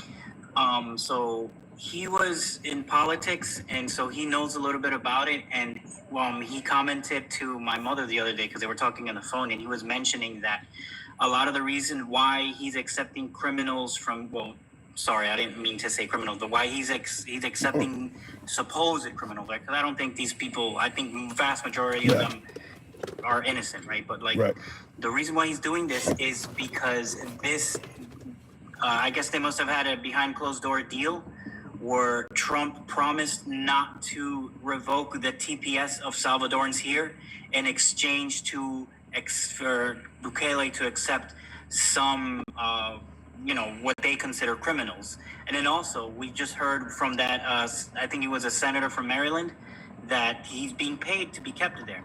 Yeah, that I'm aware of. I didn't know about the not revoking TPS status, but I think everybody's aware that we are paying El Salvador money to take these people in. I do know that's happening. So what he's saying is that maybe that's why he's doing this, because he's trying to sort of protect, quote unquote, the Salvadorans here. But in my opinion, let's entertain that idea, right? Because I'm pretty sure there's a lot of other things, and I'm pretty sure they have their own. I would tell you this: if you're Hispanic and Trump is offering, and you're trusting him at this point from if he's talking about protecting the Salvadorians, they need to talk to the Cubanos and Venezuela. That's exactly what I was going to say. That's exactly what I was going to say, because it's like, you mean to tell me that the guy who's been screwing people over from the 70s, who hasn't paid attorney's fees from people in 2016 that tried defending him when he broke laws, you mean to tell me the party whose one big core issue of theirs is getting brown people out of this country, you mean to tell me he's going to respect this arbitrary thing? That would be insane. Yeah, if the El Salvadoran president is believing that, the chances as he put himself out to be. And my thing is, right now, I feel like he's dangling let's pretend that is the case, right? If that's the carrot he's using to dangle in front of Bukele's face to get him to accept people, that's just what he's going to do right now. But once he sees he doesn't need to do that anymore, he's going to do what he wants to do anyways. And then, he's going to leave Nayib Bukele high and dry like he does every single other person around him. Or even Mike Pence didn't want it. The vice president wants nothing to do with him. This is one where, to me, it's almost predictable. You think he's going to do this to all these other Hispanics and he's going to just leave the El Salvadorians? Yeah. You know what I mean? Yeah, that was pretty predictable. The chance of him reneging on that is incredibly high. I mean, the minute he's done with what he needs you for, your people coming back home. That ain't gonna last. Either they're going home to their neighborhood or to Sakat, but they're leaving one way or another in his eyes. They may go. Maybe he may get another country to open up a prison and send them there. Because you just never know. Remember another thing and I've been hearing this on TikTok too, that I like people that are saying, it's like, remember, Auschwitz wasn't in Germany, it was in Poland. And the threat that they used to say was, they're going to send people to the east.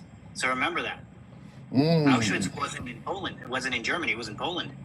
Now, I get all the time when people compare Trump to Adolf, folks are just all the time, liberals are just ridiculous with this. And, Adolf and Trump is never going to be like this guy. And it's fear-mongering.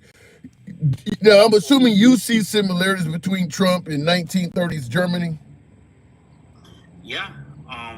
And I mean, I see it a lot with other dictatorships too, but it's like you can't help but notice there's some echoing to it, and especially with Elon Musk, doing that salute, and then trying to gaslight everyone that he's not doing it. Come on, bro. That was a Nazi salute. You're talking about my heart goes out to you. Yeah, exactly. Don't lie to us. And then it's like, if you look into his history, his family grew up during apartheid South Africa, and his family's part of the alt-right there, and then he went to Germany with the AFD and all that stuff. Come on, bro. Don't lie. We're not stupid. You know what I mean? Well, I mean, there's a lot of people in this country. Not some of us, anyways. I got a lot of MAGA that'll tell you that salute was harmless. Right. It's of course. So where are we? I gotta move it on though. But I mean, so where are we headed? Do you think there will be anything to stop this? I mean, or do you, like my last caller, believe that we will see a day when Americans are being sent off without due process?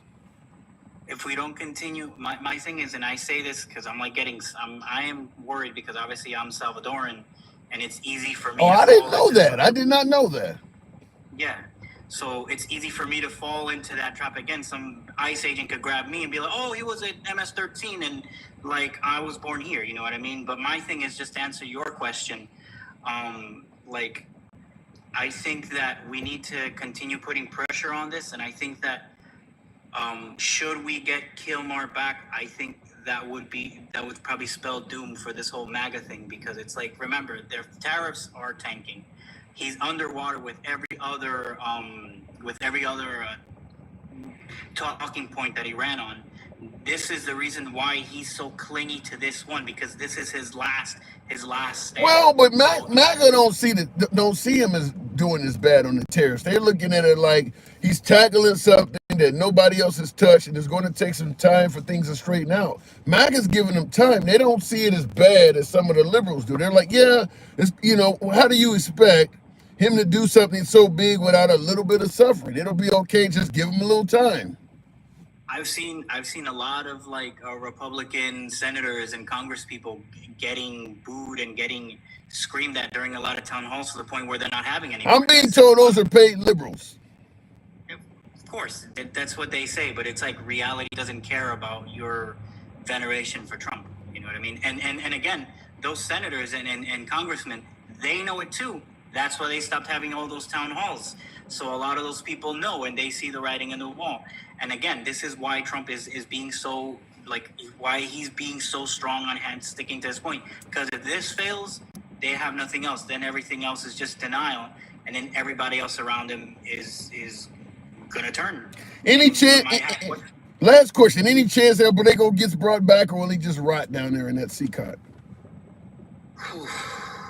That's hard, because back when Nayib Bukele first opened that prison, a big bragging point was that he was bringing hardened criminals into that prison, and to an extent that is true. And I don't think we have enough time for me to get into the Salvadoran side of it, but a big bragging point was that these people were either going to be released in 50 years or never.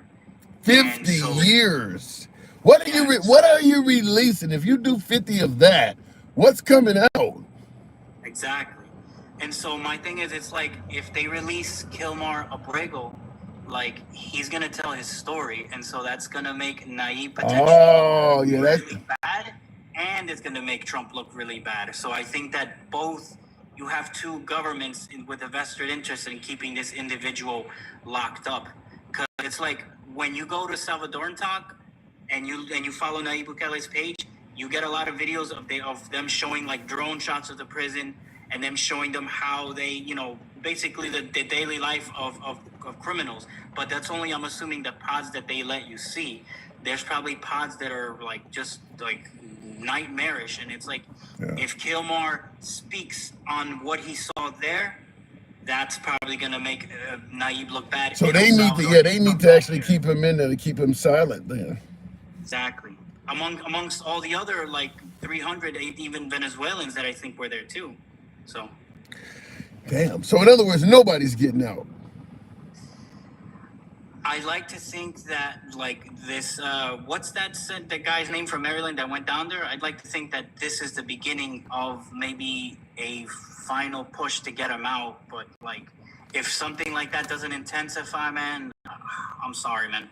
And that's granted that he's still alive, because a lot of people are saying that he might not even be alive anymore, which is sad. I mean, he could have decided he just don't want to live anymore. Like Epstein, he just decided he didn't want to live anymore. That absolutely could happen. I got to move it on toothpick, but that is just disturbing, for lack of a better word. That is just disturbing. Well, thanks for coming through, man. Hey, man. Have a good one. You too. And that, what he stated, I think a lot of, particularly on the left, are saying that this guy may not be alive. And my last caller makes a good point, is that if he is released, he is likely to come back with a bunch of horror stories, which is why, because legally, and I mean legally, what Trump is supposed to do is bring this guy back, hold a deportation hearing, and then kick him out the country. That's legally what is supposed to happen. But that's plenty of time to tell horror stories, which is why this guy is not going to likely be allowed to speak to anyone. And as my last caller pointed out, probably no one on that plane, 200 plus or whatever it was of them that have been sent down there, they don't want any of them speaking out, because if they get a chance to speak out, they're going to speak out in regards to the horror stories. Here's what I don't get. And I should ask my last caller, considering he was from, his heritage is from down there. Why won't Latin America do more? Well, just like with the whole Palestinian thing, if you think that there's, genocide, the Middle East should do more against Israel. And I'm going to suggest that Latin America, those other countries that are south of the border, they should get involved against El Salvador in any way, sanctions, no more trade, whatever kind of relationship that those countries, Nicaragua, Guatemala, all those countries that are down there, because we're going to probably send people that immigrated here from all of those countries to El Salvador eventually. If they build more prisons for Trump, and they don't seem like they're really close to doing so, we're going to have people from a lot of countries getting sent there. So I can't believe that the other Latin countries are not speaking up about this, because eventually it's going to happen to some of your people as well, or it has a likelihood of happening. Looking in the comments, Congress needs to pass, if you come here illegally, you have no rights. JNet, here's the problem with that. Good for thee, not for me. And I'll go back to the box, tap the screen, a lot of lazy thumbs in here. We should be around 60,000 on the likes, unless this is a really bad topic and therefore a really bad show. Show the program some love, tap the screen, get the likes up to about at least 50, F-I-D-D-Y. Here's the problem about giving illegal immigrants no rights. And MAGA overwhelmingly agrees with this. Hence the claim that you don't deserve due process if you entered America illegally. MAGA is overwhelmingly in favor of giving illegal immigrants little to no rights. Two issues. Number one, what happens if somebody entered the country illegally and border patrol or ICE, who encounters them, decides to rob them of what little valuables they have on them, or even rob them of their innocence? Maybe you encounter a border security officer who happens to be horny, and he got you out in the middle of the desert and you look attractive to him. Do you have no rights against what he might do to you? You have no rights. So does that person who might have entered America illegally and was violated sexually by a border patrol officer, do they have no right to complain about it? That's the first aspect of this. The second aspect, when you talk about giving illegal immigrants no rights, you ever watch America's Most Wanted back in the 80s and 90s when that show was on television? I think the early 2000s as well, with John Walsh. They would help find American criminals, fugitives that were on the run. You remember all of the Americans that were running from the U.S. Marshals, running from the feds, running from their own police? American citizens born and raised in this country that had ran into Mexico, had ran into Canada, was found in Europe somewhere. John Walsh himself personally going to work with federales and things like that to bring people back. The idea that an illegal immigrant should receive no rights. You realize how many Americans have illegally entered countries over the years? You think we would tolerate an American going to a country and having no rights? I don't think we would do that. Imagine some frat boys going to San Diego for the weekend and deciding to score a little bit of X or something in Tijuana. So they go into Tijuana and commit a crime. You think we would be okay with 3 or 4 college kids being told they have no rights and being housed in the draconian prison indefinitely? Think of some nice, well-dressed lacrosse boys or something like that. You think we would be okay with that? I don't think so. I don't think so. I think it's great for thee, but not for me. I don't think we would be okay with someone telling our citizens, because you entered our country illegally, we're going to send you to prison forever. I can see Trump instantly threatening to halt federal funding and every damn thing else for that. I don't think he would agree with that. But it's okay to do it to them. All right, looking in the comments, let me go back to the box. God saved him. Wait a minute. God saved him, side, ask why, sir, maybe to say, save us from World War III. So you're saying that, real quick before I go to the next caller, Casey in the comments is saying God saved President Trump, I guess, from an assassination attempt to maybe save us from World War III. God saved 50 Cent. God saved Tupac the first damn time. What did he do? He saved Tupac so he could put out a few more hit albums? That ain't got nothing to do with it. The guy just happened to miss. Got nothing to do with God saving him. God saved him. Okay. Let me go back to the, lots of killers get, very bad people are the victim of an assassination attempt and many of them survive. Very bad people. Nothing to do with God saving them. The guy just fucking missed. Let me go back to the box. Or he didn't have an accurate shot. How about that? I think that says Electric Wolf. Is that who I'm talking to? Is that who I think that is? Electric Wolf? Handsome. Hey, what's up? Good to have you. I ain't heard from you in a while. Good to have you back on. We're sitting because you got too famous and you're too big of a creator and you just don't have time for me anymore. I've been sitting in your box forever and you never bring me up because there's just no love. But that's all right. Trump won. I haven't talked to you since the election, brother. Has it been that long? Has it really been that long? I haven't talked to you since the election. Okay, well, I mean, I've heard you around TikTok and stuff. Good. Well, it's good to have you back on. How happy are you now that your guy's in there? I'm deliriously happy. I am man. Let me tell you, we dodged the bullet, getting those people out of there. Thank God, that's over. I'm so happy. But hey, really quick, Handsome, what happened to you? Why are you such a weak tit right now? I have a lot of respect for you. I love you to death, man. I think you're one of the greatest creators on here. I'm not gonna lie. This is honestly from the heart. But what's wrong with you? Why are you letting all these fucking liberals fearmonger and they're such weak beta men? Why do you let them cry that, oh, we're all going to be deported and we're all going to be this and we're all going to be that. We're going to be rounded up. They're a bunch of crybabies. That's not going to happen. They need to stop crying. Well, you know something. I've said this before, Wolf.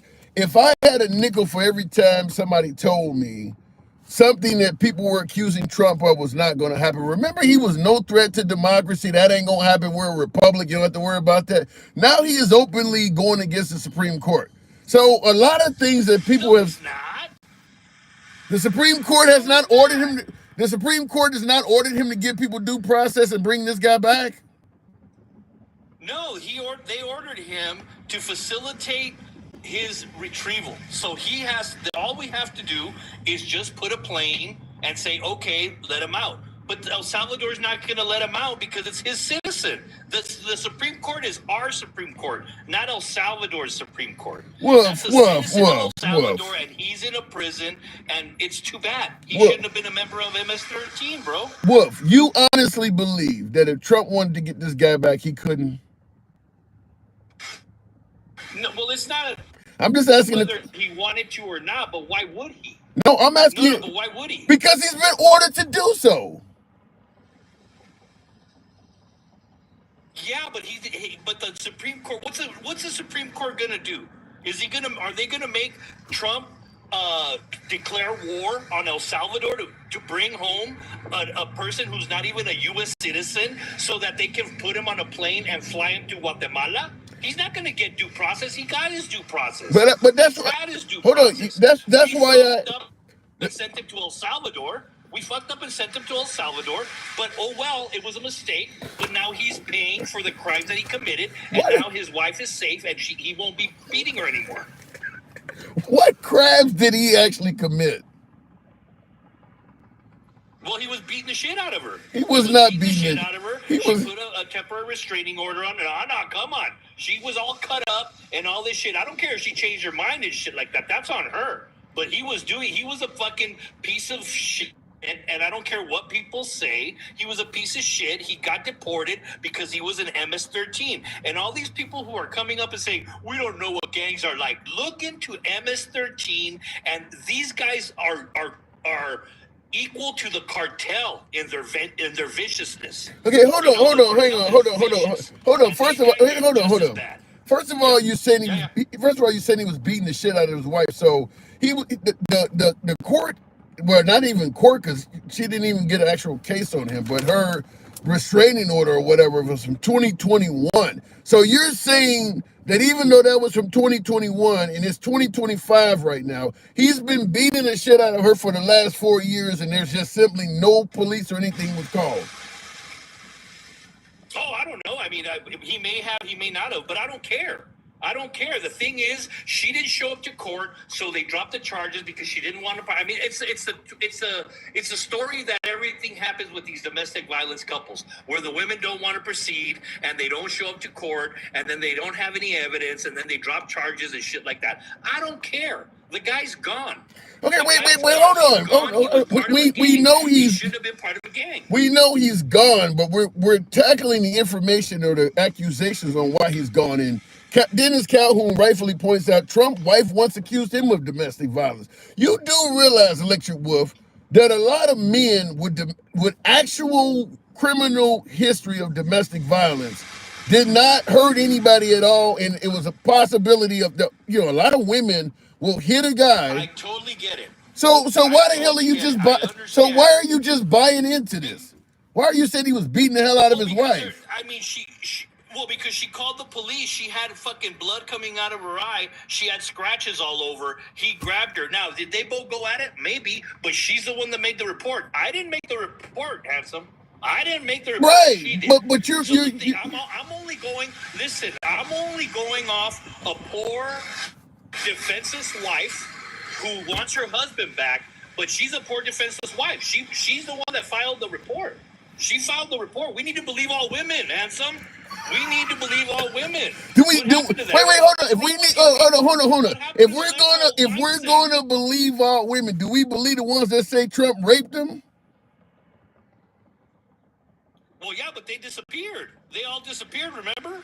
So what does that got to do with it? In 2016, all these women came out and said, oh, he hurt me, he touched me, he did this. As soon as he won election, what happened to him? Poof, they were all gone. They were all gone. Nobody showed up anymore. No one ever said anything else. Nothing ever happened. They didn't file a case. E. Jean Carroll never disappeared. She won $88 million from him. She didn't disappear. Well, yeah, but that wasn't from a rape. Yeah, it is. That was from a. But she accused him.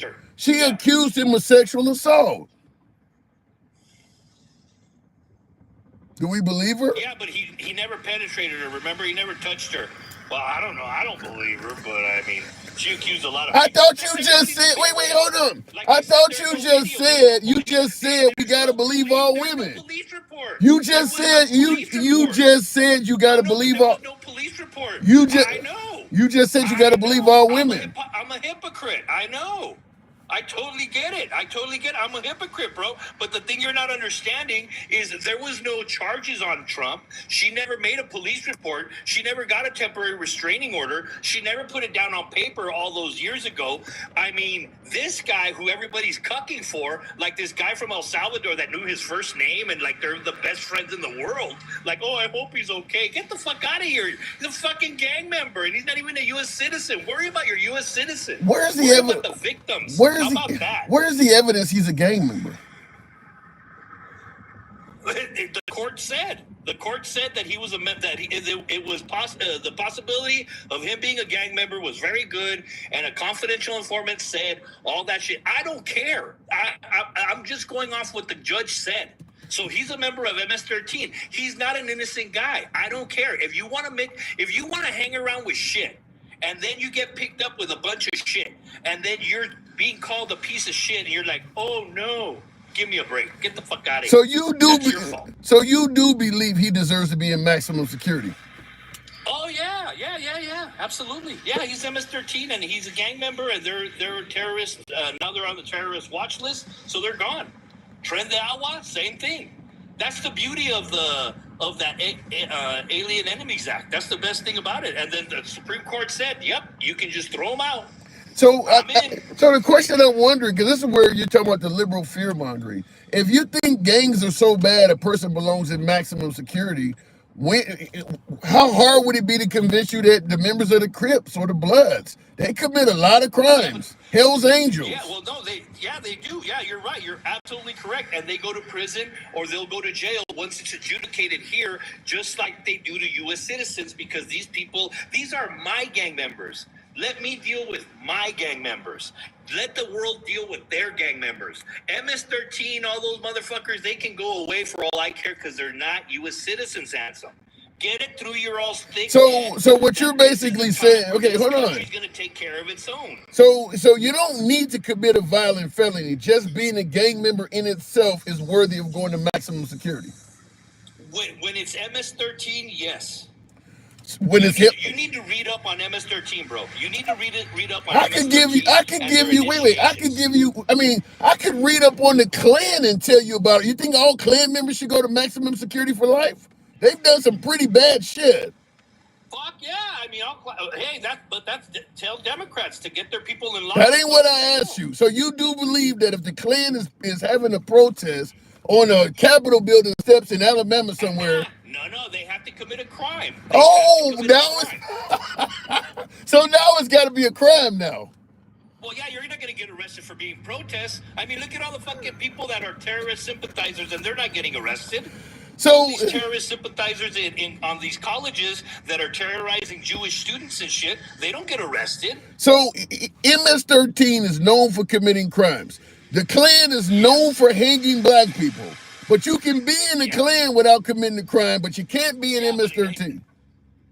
Brother, I hate to break it to you, but hating black people is not a crime. I said murdering them. Not a crime either. I said murdering them. They're known for murdering black people. The person that murders them needs to go to jail. But just simply being in the Klan alone is not worthy of sending you to prison. No, well, because the Klan's not under the terrorist watch list. Why is that not so? I don't know. I'm in if you want to do it. I mean, the Democratic Party is going to be pissed off, but I mean, hey, I'm in if you want to do that. If you want to call them a terrorist group, I'm way in. I'm way in. I think you know what it's called. It's called the double standard. Trump is in office right now. He could easily put them on the terror watch list. Why isn't he not doing it? You know what? I don't know, but I'm going to ask a guy that I know that's in the administration. I don't know him personally, but I talked to him before. I'm going to ask him about that because I think that's a great idea. I think that's a great idea of putting the triple K. I think we know. I totally believe it. I think we kind of know. I got to move it on, Wolf. I'm glad to talk to you. Good to talk to you again, man. Don't be a stranger. I'm telling you, I love you to death. I hear you around here. You're the one that changed my mind on term limits and stuff like that, but then you went and changed your mind on term limits, so I don't know where that came from. But I'm telling you right now, you're being a weak tit by not telling these liberals to man up and suck it up and sit down and enjoy the next 3 years, and we're gonna have a really good country. I thought the purpose of the next 3 years was to make liberals cry. Isn't that the intention? Is to stick it to the liberals? Well, you know, I do. The thing is, it's unintentional to make them cry. We don't want to make them cry. We just want to. How could you? You're literally drinking. I can't help y'all are weak. How could you say it's not the intention? You're literally drinking from coffee mugs that say liberal tears on it. You do have an intention to make them cry. Because I can't help it. You guys were bred to be weak, bro. Liberals are weak beta men. I mean, I can't help it. I can't help it. I don't understand it myself. Okay, so I don't understand it. So they're weak beta men people, and you see a weak person, and your decision is, well, I'm going to make that weak person cry and bully him. Bro, the thing you don't understand is me breathing makes them cry. That's how weak they are. I mean, just because I say Trump is my president, they start crying. Oh, my God. The hat that's hanging behind you is making some liberals cry right now. I could put a rainbow hat up and tears will start coming out of your eyes immediately. I got to go, Wolf. I got to go. I love my gay people, but I love you. It was great talking to you, brother. Always a pleasure. Way, bro. I gotta go. Later. All right, that is Electric Wolf. Good to talk to the Wolf again. As I say, folks, finally a few MAGA come through the show. We don't run from MAGA. Understand that. I seen that. Dennis Calhoun says the judge said Trump committed fraud. Yeah, he stated that the court said that this guy was an MS-13 member. From what I heard, the last court suggested that Trump did a really piss poor job in proving that this guy was who they say he is. To me, it sounds like what Trump is doing is picking pieces of what benefits him and ignoring what they don't want to hear. I'm under the impression that this guy, according to the courts, does not appear to be an MS-13 member, and that the Trump administration has provided a really weak case as to why they're saying he's an MS-13 member. I haven't, from what I heard, it's based on really the testimony of a single informant. And then of course, I suppose the government, maybe ICE or maybe Border Patrol or somebody. But I don't believe they have a lot of evidence to that. So my last caller was suggesting otherwise. But I mean, here's what I said before. You're seeing Trump's spokeswoman. Can I think of her name right now? But the woman that's, the 27-year-old that speaks on behalf of the administration. She's up there talking about a domestic violence beat from 2021.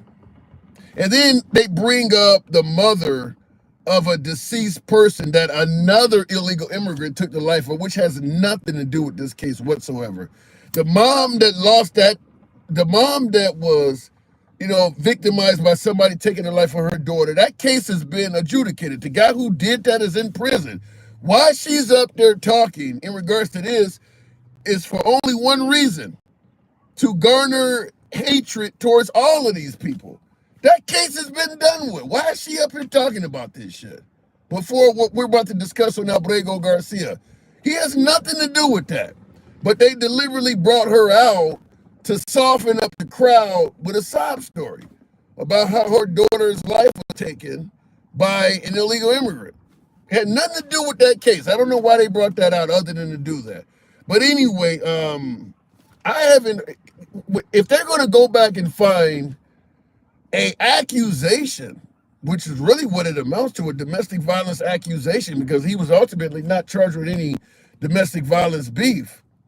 If they can find that from 2021, they should easily be able to show you some proof that he's a violent guy, that he's MS-13 and all that. They went and dug that shit up from the archives. That amounts to nothing more than the police writing it down. I mean, he wasn't charged with anything on that. So he wasn't convicted of anything. So if they can find that, if they had proof that he was MS-13, they would show you, just to get the heat off. Same thing with all the other 200 or 300 of them that they have down in El Salvador. If them folks were as violent as they're claiming, they would be telling you that, because it would be very valuable to their administration. You would get a lot more independence, and even liberals like me that would suggest, yeah, this person had to go. I once migrated, and I'll go to the box right after this, but I once migrated to a country, and I knew they wouldn't accept criminals. So I get it. We don't want criminals in the country. I get that. But all you have to do is prove that, and you would get a lot more people to agree with you. The fact that the Trump administration deported 300 some odd people, and they provided little to no proof that even one of them was a criminal, speaks volumes. It's not that hard to show the records. Create a website, post the guy's picture that you deported, and put his record up next to it. Obviously, records can be researched, so you got to tell the truth. That's the reason they're not doing it. Looking in the comments, her name is Hot Barbie Girl. That's the lady that speaks on behalf of Trump. She don't look all that hot to me, Major Boo. I mean, she's not ugly. She looks a lot better than Sarah Huckabee Sanders, I'll tell you that. But I will say this, though. She's only 27, and I'm watching her yesterday, and my family's like, dude, she could be damn near 40. She looks a lot older than 27 after only doing that job for 2.5 months. Let me go back to the box. We'll continue on with Takesha Bowie. Welcome to the program. I'll let Biden say it. Kamala, you ain't black. Make Kamala Indian again. No clue what that means, Paul. She was born and raised in America. Takesha, good evening. She, Caroline Levitt, is really not an attractive woman. I don't know why these men are going so crazy over her, because I look at her every day, and I would have never thought that lady was 27 years old. Yeah, she looks much older than what she is.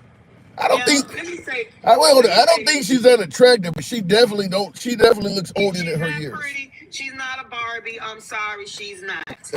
Now, I'm going to leave it at that, because I said what I said and I meant it.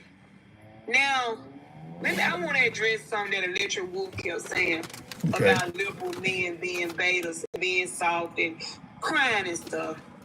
I just want to ask you, Handsome, who is the man that sits up when somebody say something about him and make tweets and give him names and nicknames and always talking about how people talk about him and always got to say something back. Our president. Okay, so what is he? I never could have. He couldn't be an alpha male if everything somebody say about him hurt his feelings, where he got to come back and give him nicknames and say something. So Electric Wolf, let it go. I never could understand that the right always refer to the left as snowflakes and things like that. You're right. There's no way anybody of any prominence would be insulting Trump the way Trump insults others without him actually having and MAGA would have a problem with it too. So I don't get it. They want to. What's alpha about that? Nothing. And we ain't over here crying on no liberal side, handsome. They cry more on the right than we cry on the left. Cause time you said something about Donald Trump, baby, they just sold out of Kleenex at the store. Go, cut it out, Electric Wolf. Really cut it out. You know, I saw Andy in here. She was. I was about to bring her up and let her talk to him because she was like, I want to talk to him, but she dropped out. You but should have. She dropped out. I looked in the box. She dropped out. She said it. He played too much. He played way too much for me. And then he started saying stuff. He gonna say, well, I am a hypocrite. And apparently you are, because you kept on talking about something somebody else did, but when you asked him about Trump, he changed his whole man. Yeah. When I asked him about the gangs, he was okay with doing the worst to MS-13, but when I start talking about the KKK, well, suddenly now you got to commit a crime first.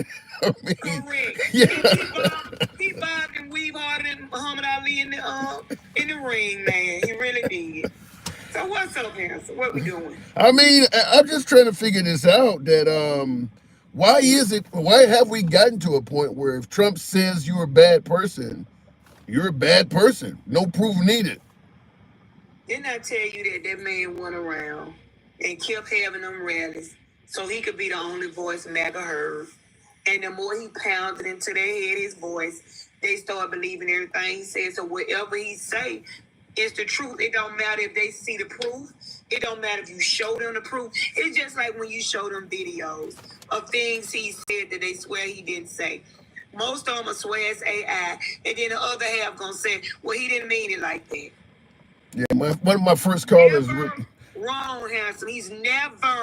I've never seen a perfect person in the deity of Donald Trump. And for that man that said that God saved Trump so that we could not get another World War III, let me address that, because you know this is my subject right here. It would be a poor God who spoke the world into existence by his words that would need Donald Trump, an imperfect man, to stop a World War III when he can speak it and stop it himself. Wow. God does not need Donald Trump to save America when he can speak it and it'll be saved. Y'all stop giving Trump all this power that God has not given him. Why do you think that is? Because I was at a Trump rally, you know, I've been to a couple of them at least, and I had somebody look me dead in the eye and tell me that God sent Trump to save this nation. I've had somebody tell me that directly to my face. Because they're ignorant of the word. Listen, they say they're Christian, but they can't tell you a Bible verse. They don't know what the word is. They don't know how God uses people. They don't know how God don't use people. They really think that Donald Trump was sent here to save America. God ain't trying to save America. If they would read their Bible in Revelation, they would already know this. Well, I mean, they do think he was a successful politician. He started out as a businessman. He had a good economy the first time. I mean, they do. That was Obama's economy. Yeah, but it didn't get worse under him, did it not? I mean... It does. Let me say this. That's just like, say you was the president of a bank, right? No, say you was the president of a corporation. And you got fired, and I came in the next week. And whatever you was working on turned into a success. But they gave me the credit for it, and I got the bonus for it. But you did all the work, and it was your project. But they going to give me the credit for it. Do you think that's right? I think that's the way it is, because if the project failed, hold on. If the project failed, you're going to get credit for it too. But the project did not fail. I'm asking a question, answer. I've said this. Would you be okay with me getting the credit for your hard work and I've done nothing to add to your hard work? I don't work. You fired me from the bank. I don't care at that point. See, you trying, you know what? I'm not even finished. Your big tattoo parlor head ass. Listen, let me tell you. Here's the point. I believe this. When you're president, it's like you're the coach of a team. You get credit for the wins and losses of the team. I don't care if you do nothing. If you just got a star player on the team and he's scoring all the points even without your coaching, they're going to still give you a ring at the end of the season. You get credit for the wins or losses regardless. You're the coach. If the team wins, you get blamed for it. If you get a player that sucks, even if you're a great coach, they may fire you because you're getting credit for the losses. So if you're president, and because if Trump came in power, and let's say what you're saying here, Obama gave him a good economy. If Trump became president and fucked it up, he's going to get blamed for it. So if he becomes president and it keeps it going, keeps the economy going, why don't he get credit for that? It's according to what he did to F it up. Like right now, he effing up. We ain't got no friends nowhere. So we ain't got no friend. No. China has stopped giving Boeing our business. The EU done turned to China for some things. We just losing stuff everywhere. That's big. That China Boeing contract. Because of the tariffs. So this is on Donald Trump. You cannot give Biden no blame for nothing that's going on that these tariffs are causing, right? That China Boeing contract has got to be hurt. That's got to really hurt Boeing. I mean, that's a lot of aircraft. That's huge right there. Wow. That's huge. But a lot of folks do believe, Takesha, that what Trump is doing is a noble deed because he's tackling the trade imbalance. And it's going to take a little bit of pain, but at the end of the day, it's going to be beneficial to this country. These folks going to be dead and gone, still waiting on these tariffs to produce some money. I actually believe that, too. I actually believe that. They're going to be dead and gone, and they're going to still be saying from the grave, give him more time. It's going to work out. This is going to be a great thing. Just give him, I know I'm dead, but give him more time. You know something, when you think about how long it takes for what the plan he is in store for what he's doing, I do feel that way, that it's going to take, you know, I'm in my early 50s. It's going to be outside of my working life. I mean, it's going to be 20, 30 years down the road if it actually does culminate at all. But I do believe that you're right. They will continue saying, give it more time. Just like they keep saying the stock market going to come back. While it's rebuilding itself, handsome, you ain't making no money. Because first it got to rebuild to where you were before you can get any gain. So it might be 2 years from now that you get your money back. You might be retiring this year. You ain't got it. Yeah. Not to mention how much stuff you losing in that time. I mean, if the market comes back. They don't understand how none of this stuff works. That's why they being easily fooled like this is a great thing. But you're making it sound like MAGA doesn't have intelligence or something. I'm not going to say they don't have intelligence. They lack understanding. Let me say that. I don't think they're stupid. I don't think they're dumb. I think they just lack understanding of how things actually work and how they go. Let me say that. Well, I think it's more of a case of if you believe Trump has the best vision for America, so you're just trusting him. And it's almost like you get on the plane, you don't know how to fly, but the pilot does, and even though you're in a steep dive, the pilot is, look, I got to build up a little bit more speed to get left and forward. You trust him. You just trust, even though you're in a deep dive. But handsome, that's the problem. They putting their faith in man. And you can't trust nobody totally. You can't even trust your husband or your wife totally not to cheat.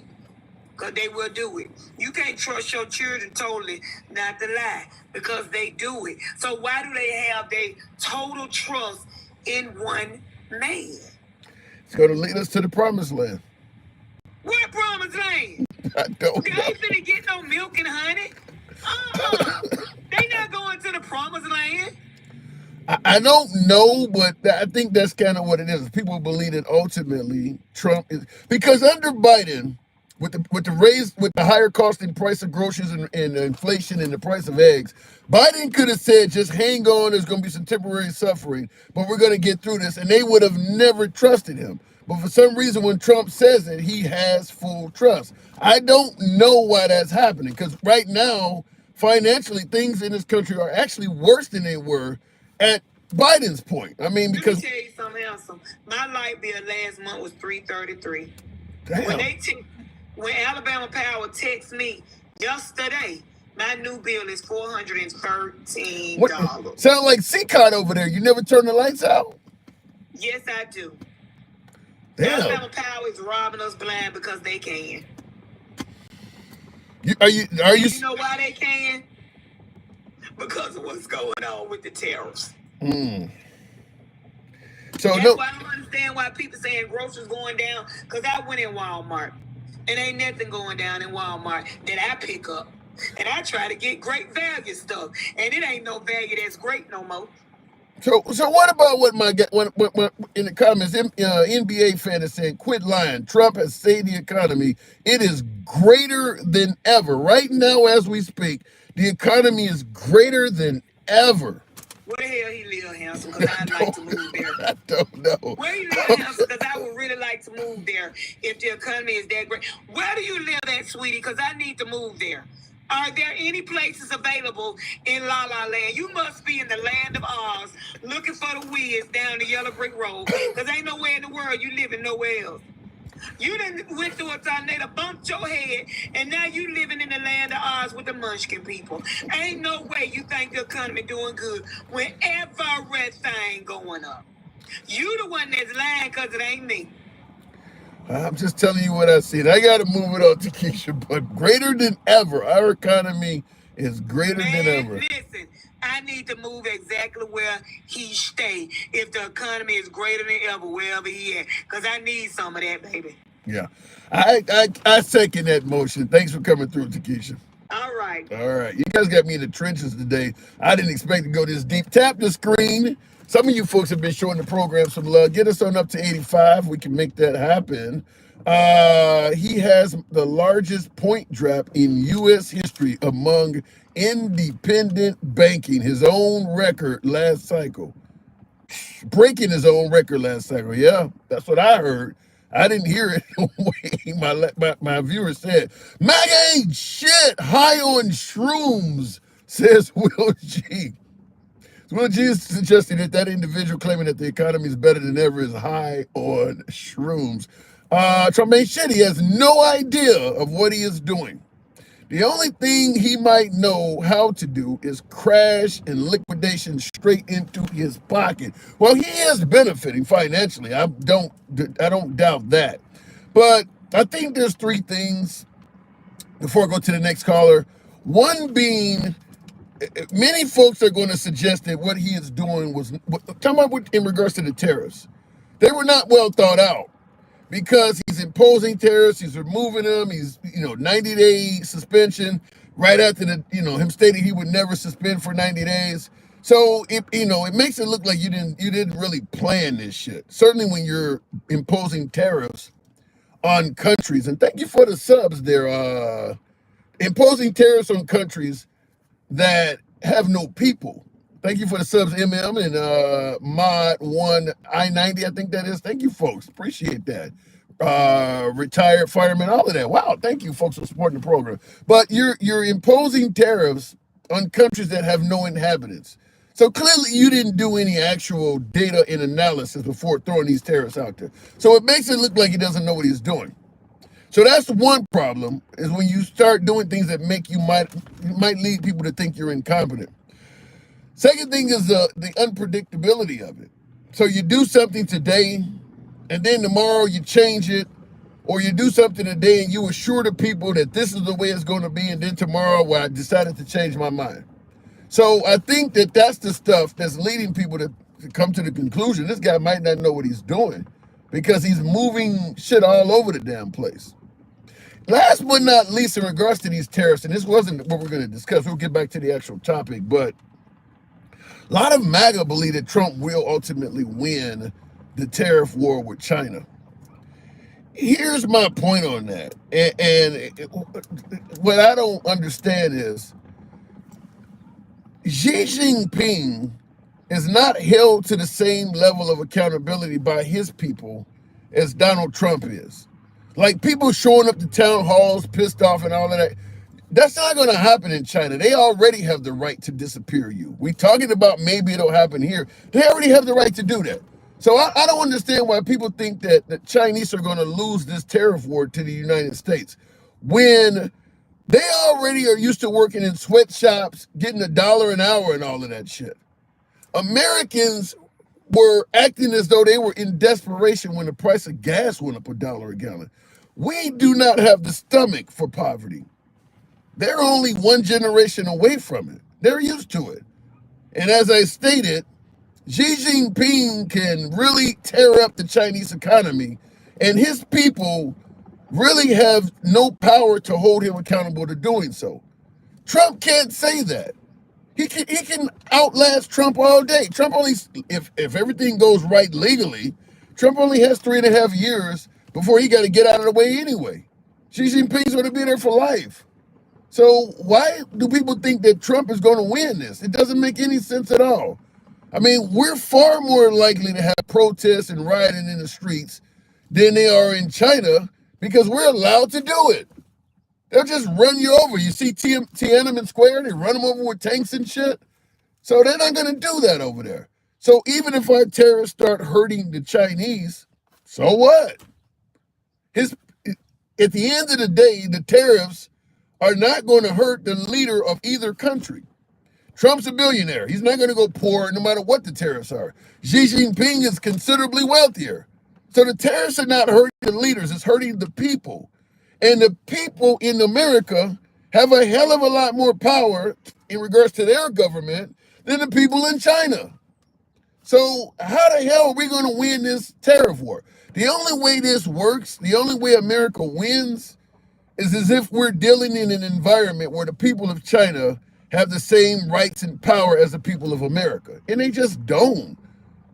You're not going to win against a dictatorship when you're running a republic or democracy or whatever the hell you want to call it. We can hold our leaders accountable. They can't. So he can let them run them into the ground. And I'll give you perfect examples of people who held out and didn't give a shit if their country struggled. Cuba, North Korea, Venezuela, Iran, Russia. All of these are countries that we told them, if you don't play ball, we're going to drive your economy into the ground. We drove their economy into the ground and they still aren't playing ball. So why do we think that China's going to do it? All of those countries are willing to live like dirt poor paupers as opposed to curving and bending to the will of the United States. But somehow we think China's going to do it? That doesn't make any sense. Going to the next caller, though, I want to make sure I didn't miss anything here. We'll go to, I don't know what I'm looking at here, but Michael Rivera, good evening, welcome to the program. Beats voting for MAGA foul. I think I know what you're talking about. Well, what is a MAGA foul? They don't live dirt poor. DH, no, they don't live dirt poor now. Well, in North Korea, they do. They don't live. They're not very wealthy in Iran. They don't live worth a shit in Cuba. The Venezuelans don't have much money. Mike, good evening. My caller, are you there? Michael. Handsome, man, I follow you. I got a lot of respect for you, bud. Thank you. I'm in the trenches today, though. Just real quick, we weren't talking about this, but do you see us winning this tariff war against China?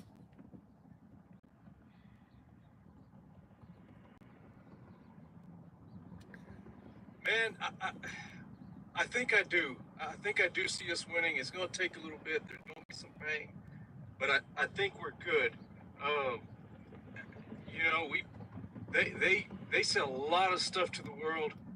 They got a lot to lose, and I think that at the end of the day, the American people can afford to pay. We might bitch and whine and cry about it, but we can afford to pay an extra $1 or $2 versus some of them people, third world countries and stuff. They can't do that. Yeah, but they literally like. Yeah, but when you say low wages, they cannot afford to it. Yeah, they actually make more now than they did 20, 30 years ago. because they do deal with us so much. So they can afford to go. If you're saying Americans can afford to go backwards a little bit, they certainly can.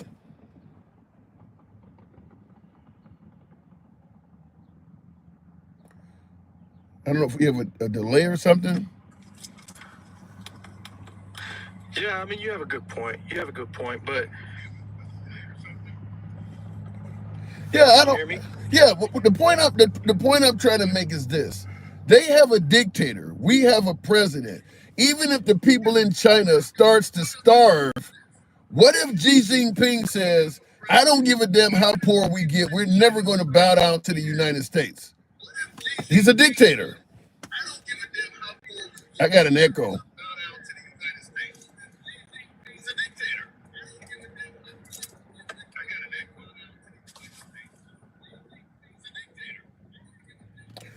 Okay, Mike, I'm gonna have to drop you. The echo is just, I mean, we got such a delay, and then I'm actually hearing my own conversation come back at you. Mike, sorry to have to drop you, but major echo there, and it was a delay. So if you're on, by the way, if you're on Bluetooth, and I do see that coming from Johnny 11, if you're on Bluetooth, when you come up, turn off your Bluetooth because it can really affect our communication. But I had an echo with him and he was on a delay, and I hated to do that because he was on hold for a while. Going back to the box though, to continue on, I don't know what I'm trying to bring up here, but we'll continue on with, we'll go to Andy. Good evening, Andy. Andy, you wanted to talk to my last call. Oh, wait a minute. Okay, I got Matthew. Matthew, good evening. Tim, how you doing? I'm in the trenches as usual, man, hanging around like Jesse Jackson at a Klan meeting. You know what I always say. So, oh, that's crazy. You're doing great. You're doing great so far. Hey, listen, we can pick up on anything a lot of these people have said. I mean, number one, I think we're like one of the largest purchasers of China to begin with, correct? Yes. So they want our business. Number two, I completely agree with a lot of things that people don't talk about. One, we owe China a lot of money, okay? And I'm MAGA, but you know, when you owe somebody a lot of money, you need to figure out a way to get them paid. I don't know what the plan is, but we've had a failing government for a long time. This ain't something Donald Trump did. Let me just say this though. When you said because we are the largest import-export partner with China, you're right, they want our business. But I would counter by saying the drivers in Cuba want access to newer vehicles and parts. Yet their government is like, screw you people, you're going to continue driving these 1950s cars because we're not bending to the will of America. Their people want that lifted too. So just because the people want it don't mean a dictator is going to give it to you. I think it's really a chess game, but China's really good at this game too, is the problem.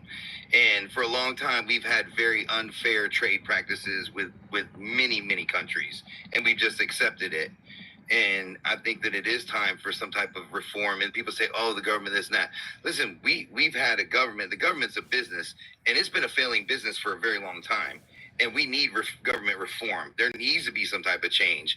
Now, is it a little drastic or dramatic? Well, we're talking about Donald Trump. I mean, he's brash, and he tends to, you know, he do things that are unconventional. But he's also very good at what he does. He usually does things that are way ahead of what people are even think he's doing. I don't know how he does what he does. Give me an example. Give me an example of something he has done that has had a successful output that was way ahead of everybody else. Okay, well, just an example of what's going on with this trade thing. He's got China reaching out to other countries. I mean, if China's, and they are big and powerful. That's not success. They've been around for a long time, but they're reaching out to other countries to back them up in like a coup or something. Like, hey, join us against America. Not. Yeah, but that's not. I asked you you said he does things and he's way ahead of everybody else. I said, give me an example of something he has done. That you tell me this is something that's ongoing. Give me something he's actually did that was successful, that showed he was thinking way ahead of everybody else. He said he was going to drain the swamp, and he didn't do it last time. I think he's done a really good job right now within 3 months of doing what he said the first term he should have done. He's draining the swamp. He's getting around.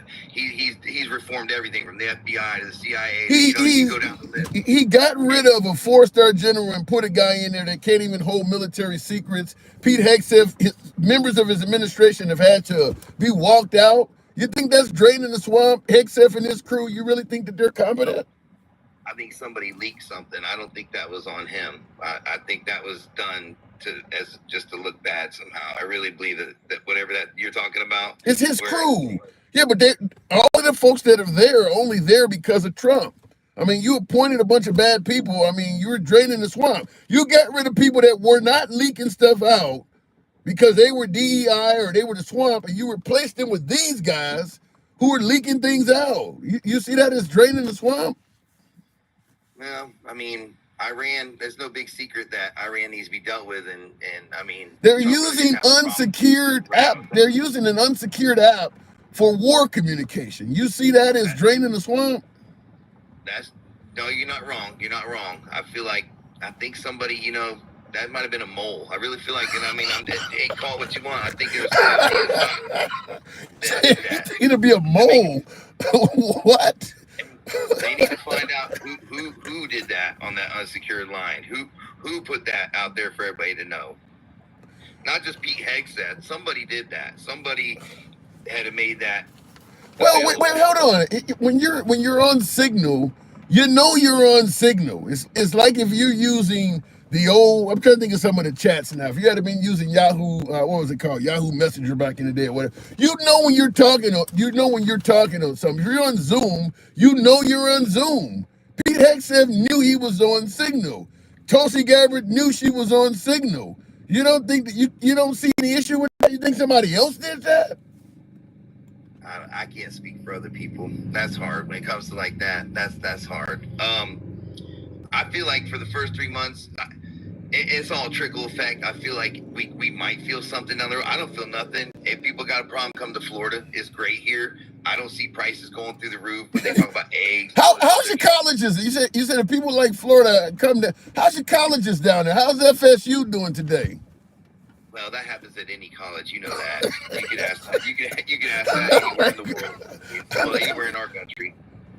Okay, I get what you said. It's subject for another day. That'd be like saying they took the guns away in Australia so they have mass stabbings. I mean, come on. You can kill somebody the way you want. You don't need a gun to kill somebody. You honest to God. I think you could be you will be considerably more successful if you use a gun. That's why people are choosing guns. You don't hear about a lot of mass stabbings. You hear about a lot of mass shootings because you can stab people and they tend to live a little bit better than when you shoot them up. I mean, guns are better at killing than knives are. That's why people that want to kill continue to choose a gun. It actually works better. There's definitely a mental health problem in this country.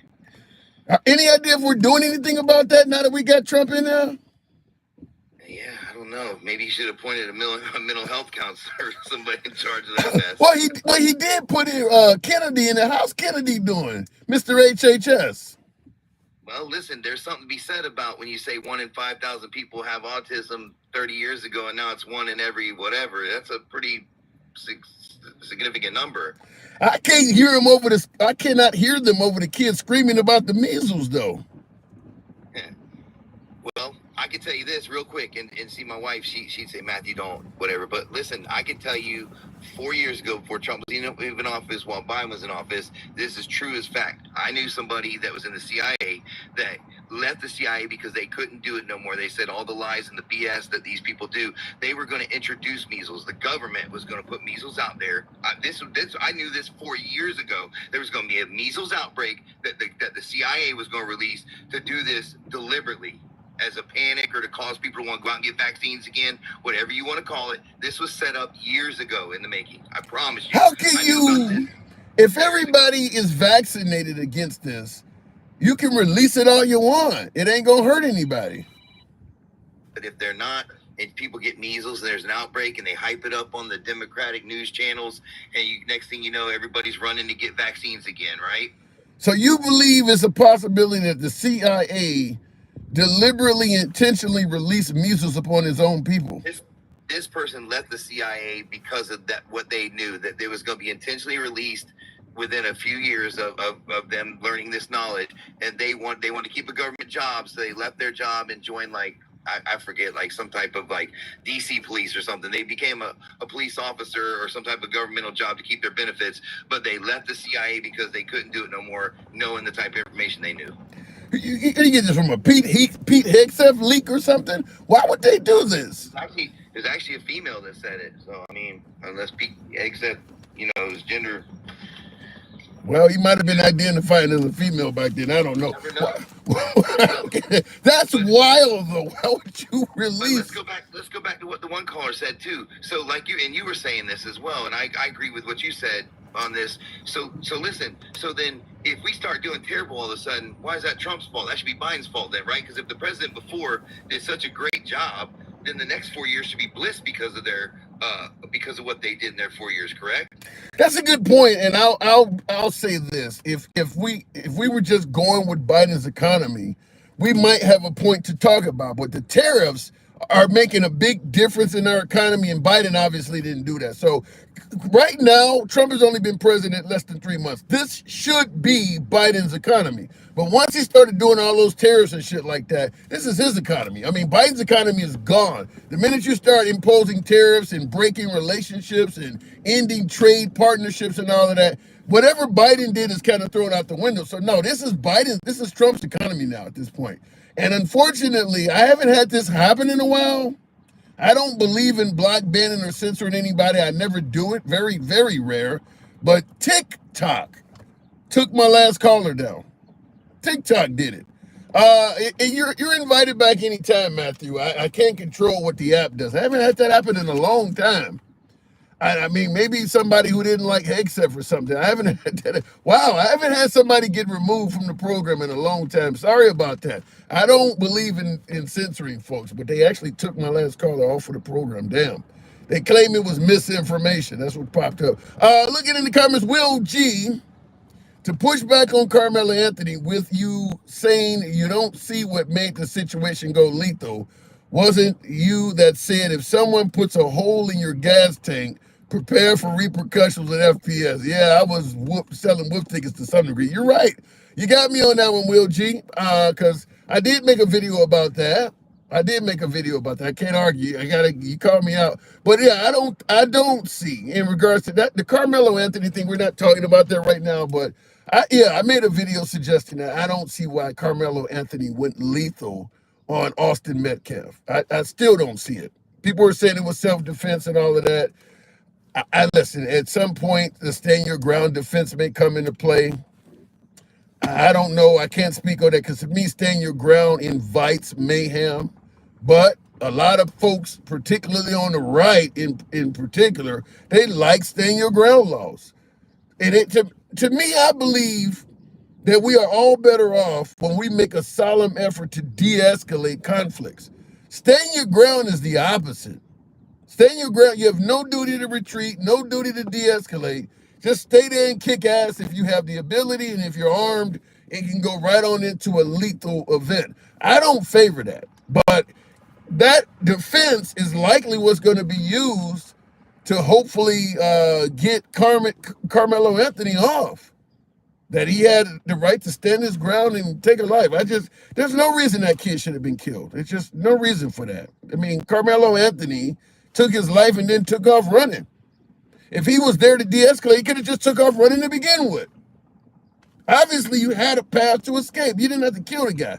But in a stand your ground situation, if he's fucking with you, you don't have to de-escalate. You don't have to leave. If you got a weapon and you're outnumbered or he's, much bigger or whatever, you can do what you got to do. I just don't favor it. But in the court of law, what you favor and what you don't, what do they say, facts over feelings, he may get off for it. He actually may get off on that. And for my beloved MAGA and my folks on the right that do not like the possibility of Carmelo Anthony getting off on a stand your ground offense, it's literally fuck around and find out. The right is what favored stand your ground defenses. Don't hate when somebody you don't like uses it for their favor. Because the liberals are not going to be a fan of stand your ground. You're not going to get that shit in liberal areas. That's something you're going to get from the right. So we'll see how it turns out. Tap the screen, get the likes on up. We can probably make 100,000 if you will. We'll try Andy this time. I seen you were holding on, Andy. Good evening. Welcome to the program. I saw you wanted to talk to Electric Wolf earlier. I tried to bring you up. I was going to do a 2-for. I don't do that. So I had to give it some juice. And I know why the TikTok is your last guest is because scientific study says that autism is genetic and you're born with it. And there are some factors that may influence whether your mother, if you have that genetic deformity because of the genes in your body, but you do not catch it after you're born.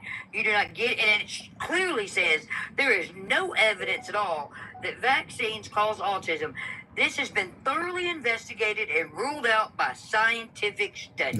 The reason behind the increased autism is simple. The doctors can recognize it now. Just like when we were young, you didn't have all these people with mental illness. Now that they can recognize and diagnose it, it looks like a whole bunch of people are mentally ill. No, they were crazy back then too. You just didn't know it.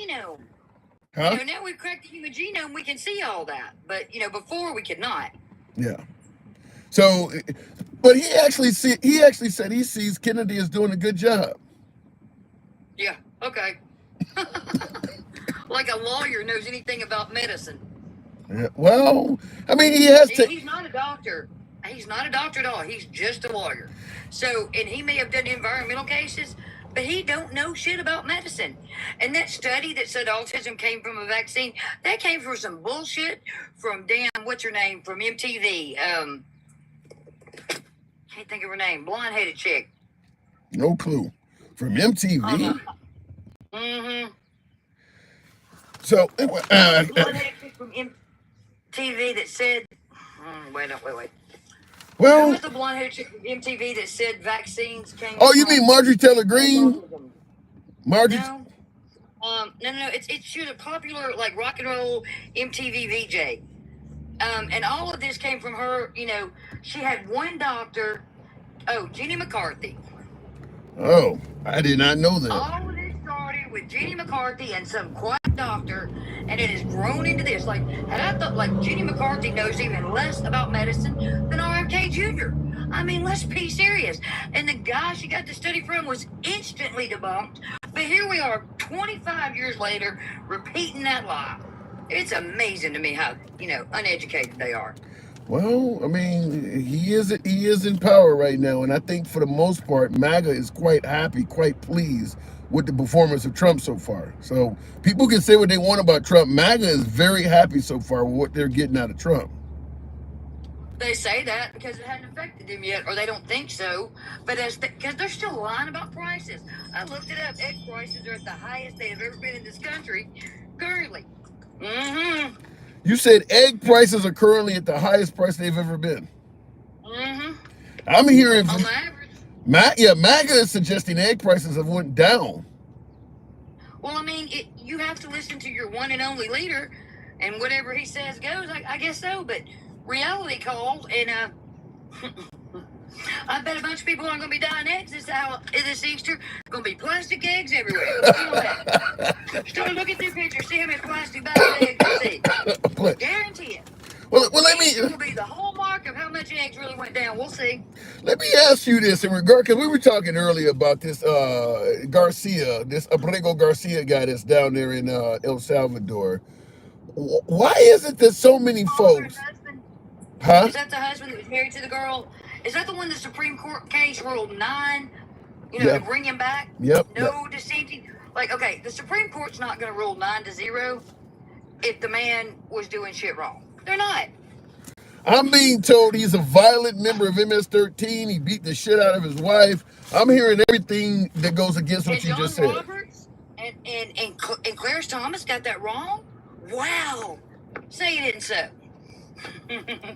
And by the way, in the comments, somebody thinks you're gangsta grandma. Indy, this is Andy. This is not gangsta grandma. This is another woman. You have a passionate liberal opinion, Andy. So I guess people think you're gangsta grandma. So it is what it is. But so why do you think that even though what you mentioned on the Supreme Court is true, that so many folks want this guy to rot in hell? They don't want this guy to come back. People out of this country, let's be honest. All of them? Well, let's see. Who have they picked up? They picked up people from the indigenous tribe and checked them out. Had to give some of them back because, well, I don't see any pale males running around hollering they got picked up by the damn ICE. Do you? There's been a couple, but you're right. It's very few white people that are complaining that I mean, there was a Canadian actress that got picked up and held for 16 days at the border coming in from Canada. It has happened to some white people, but obviously considerably more brown people because there's more of them in the country. Currently, as of April 2025, the average retail price for a dozen eggs in the United States is $6.23 per dozen. I can remember when eggs were $2. That seems, is it really that high? That seems a bit high. To make sure. So this is a series compared to previous years and reflects on the ongoing impact of the avian flu outbreak. $6? So let me, you personally, let me ask you, just yourself personally, have you seen any difference to your personal economics since Trump got elected? About everything I'm buying is about $1.25 more because even though some of these places didn't get hit with the tariffs, the stores went, oh, tariffs, boom, and raised those prices. So they're doing it. They're doing it proactively. Last week was stunning to me. What I normally buy, and I spent like $130 more. Wow. So they're doing it proactively, is what you're saying, because the tariffs haven't. And the power bill is going to be enormous, according to Keisha. I ain't looking forward to that shit either. Yeah, she's talking about a $400 power bill. Damn. But oh, she ain't wrong. That power is vicious. I mean, they don't give two shits. They, like people go, oh, the cost of living in Alabama is cheaper. House might be cheaper, but everything else is the same. And the power bills and the damn utilities, probably more. But are we importing power from Canada all over the country? I thought that was just mainly up by the states. 5 states. 5 states. Alabama's I don't know exactly what their deal is. I'll look that up too. But Yeah, like how would that? Part of the problem that I see is like they want all this stuff made here, but the unemployment rate is 4.2 now that Trump fired a bunch of people, but it was 3.6 when Biden left office. Where are they gonna get all these employees for all these jobs? Well, maybe some juveniles could do so. I don't know. It's a good question. I don't. Even with all the juveniles, they're still not going to have enough people do all the jobs. Where, like, they are not thinking with, like, I had hero worship one time too, but that shit is detrimental to your health. Well, I do believe that some of this is not well thought out. Like you mentioned with the, you're getting rid of all the immigrants and Americans don't want those jobs. So I do believe, as you're stating, that some of it's not well thought out. But as Takesha was pointing out, some of this shit is probably not going to be realized until long after Trump's gone. If he only has 3.5 years remaining, like for instance, the idea that we're going to get rid of manufacturing overseas and bring it back to America, that's not something that will have culminated in 3 years. It takes longer than that. So Trump, I guess he could get it started, but it'll end up happening under a different president. And you know what I just stated, whoever's in office when it happens, they're the one that's going to be bragging about getting credit. But I can't imagine all of this stuff happening like that. I mean, you're right. And on top of that, like, they're not thinking that, because they're cheering for parts of the Constitution to go away, like due process. Like, and when that senator went to El Salvador to check on said man, the vice president of El Salvador said Trump is paying us to keep him here. I think we knew that already. I mean, the issue I have is this: even if Trump is paying him, but Trump is saying he can't get him back, which is an out-and-out lie. And Trump didn't even realize when he says that. Do you know how weak he looks? No, he doesn't. He doesn't look weak because nobody believes that he can't get the guy back. Everybody knows he's selling whiff tickets. Even MAGA, the MAGA who normally believe, MAGA knows sometimes when Trump is lying. I don't think anybody that supports Trump believes that if he wanted to get that guy back, he couldn't do it. They just don't believe the guy should come back. So it's okay with Trump lying about it. Look how mad they are. They're so cute. Because realistically, I don't care what y'all think, by the way. I live in reality. Like, with the upcoming storm seasons we're going to have, Trump talking about giving it to the states, that's not going to hurt the middle of the country, but it's going to wipe out the East Coast. Because I looked up what Katrina cost, and it was more than the state's GDP for Louisiana. Damn. For one hurricane. So you start adding those numbers up, they won't be able to pay for anything. Nothing. Forget the schools. Well, with the idea that we... And when you allow that to happen and all that debris and garbage is on the ground, it breeds disease. Well, speaking of going after the schools, Majin Buu in the comments says, I wish that Trump would go after the schools as much as he's going after immigrants and migrants. He needs to go after these damn schools like Freddie. Why would he want? What are you talking about? That's what I'm trying to figure out. Go after the schools in what manner? To do what? See, they don't believe in free speech anymore. You noticed? You speak out against them, they want to put you on the T-ism list. Which I think is hilarious, because did you hear them whine the entire time Joe Biden was president? Like, for them to say, oh, Democrats are victims. Democrats never once said the whole world's against Joe Biden. They're all out to get him. We have never said that. No. Republicans live in victimhood. They can't get a job, somebody else's fault. It's always somebody else's fault, too, when the pale male does bad. Have you not noticed? The pale male. I agree with you 100%. The playing victim card, which is something they often accuse, let's say, African Americans of always playing the victim. Trump, every time you see Trump on TV, he's saying somebody some kind of way is victimizing him. Yeah, he definitely does it. Backwards. Yeah, because you are the victim. That's why you think I have it backwards. Thank you for proving my point. Yeah, every time you see Trump on TV, it's the media is after him, the court, activist judges are after him, rhinos are after him, assassins are after him. I mean, every time you see him on TV, he's the victim of something. I mean, like literally every speech. Hates him. All these other countries are out to get America. They've all done America dirty, when in reality, they followed us all over the world, fought our battles for us, gave their lives in some cases to go after what America wanted in American interest, when America told a lie to get us to those places in the first damn place. And y'all talk about and those were Republicans that sent us to war. My Trump gonna keep us out of war. How's that? Because Republicans are always the one that send us to war. Do you believe that? I had a caller suggest that, because Trump has not even been in office for, we're talking about this guy every day, but he's not even been in office 3 months yet. He believes that Trump has done permanent damage in this short time. Do you see Trump where he has done something that is irreparable? The man only took 53 days. And Trump and him mirror so much, it's not funny. He sent him to Poland. Trump sent him to El Salvador. They both use dehumanizing language. They both use mass rallies. They both use that strong man leadership. Like, I could go on and on and on. I had AI make me a list. It's quite comprehensive of all the ways that Donald Trump and the mustache man are alike. And it's big. It's a long, huge list. Now, J.D. Vance, our vice president, was once quoted as saying that Trump is very Hitler-like. I would love to see some reporter. I would love to see some reporter question him on that, just to see what his opinion is. Like, you're quoted as once saying this guy was, like this man. Now that you've been his VP for a little bit, have you seen changes? What made you say that the first time? Use rhetoric and propaganda. Here, I'll read you some of the list. Scapegoating and dehumanizing. Undermining democracy and institutions. Exploiting crisis and division.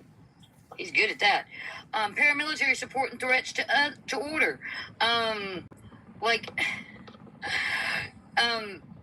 That's the our mustache man president. said, I'm your sole leader. Donald Trump said, only I can fix it. They both had mass rallies, media dominance, and scapegoating.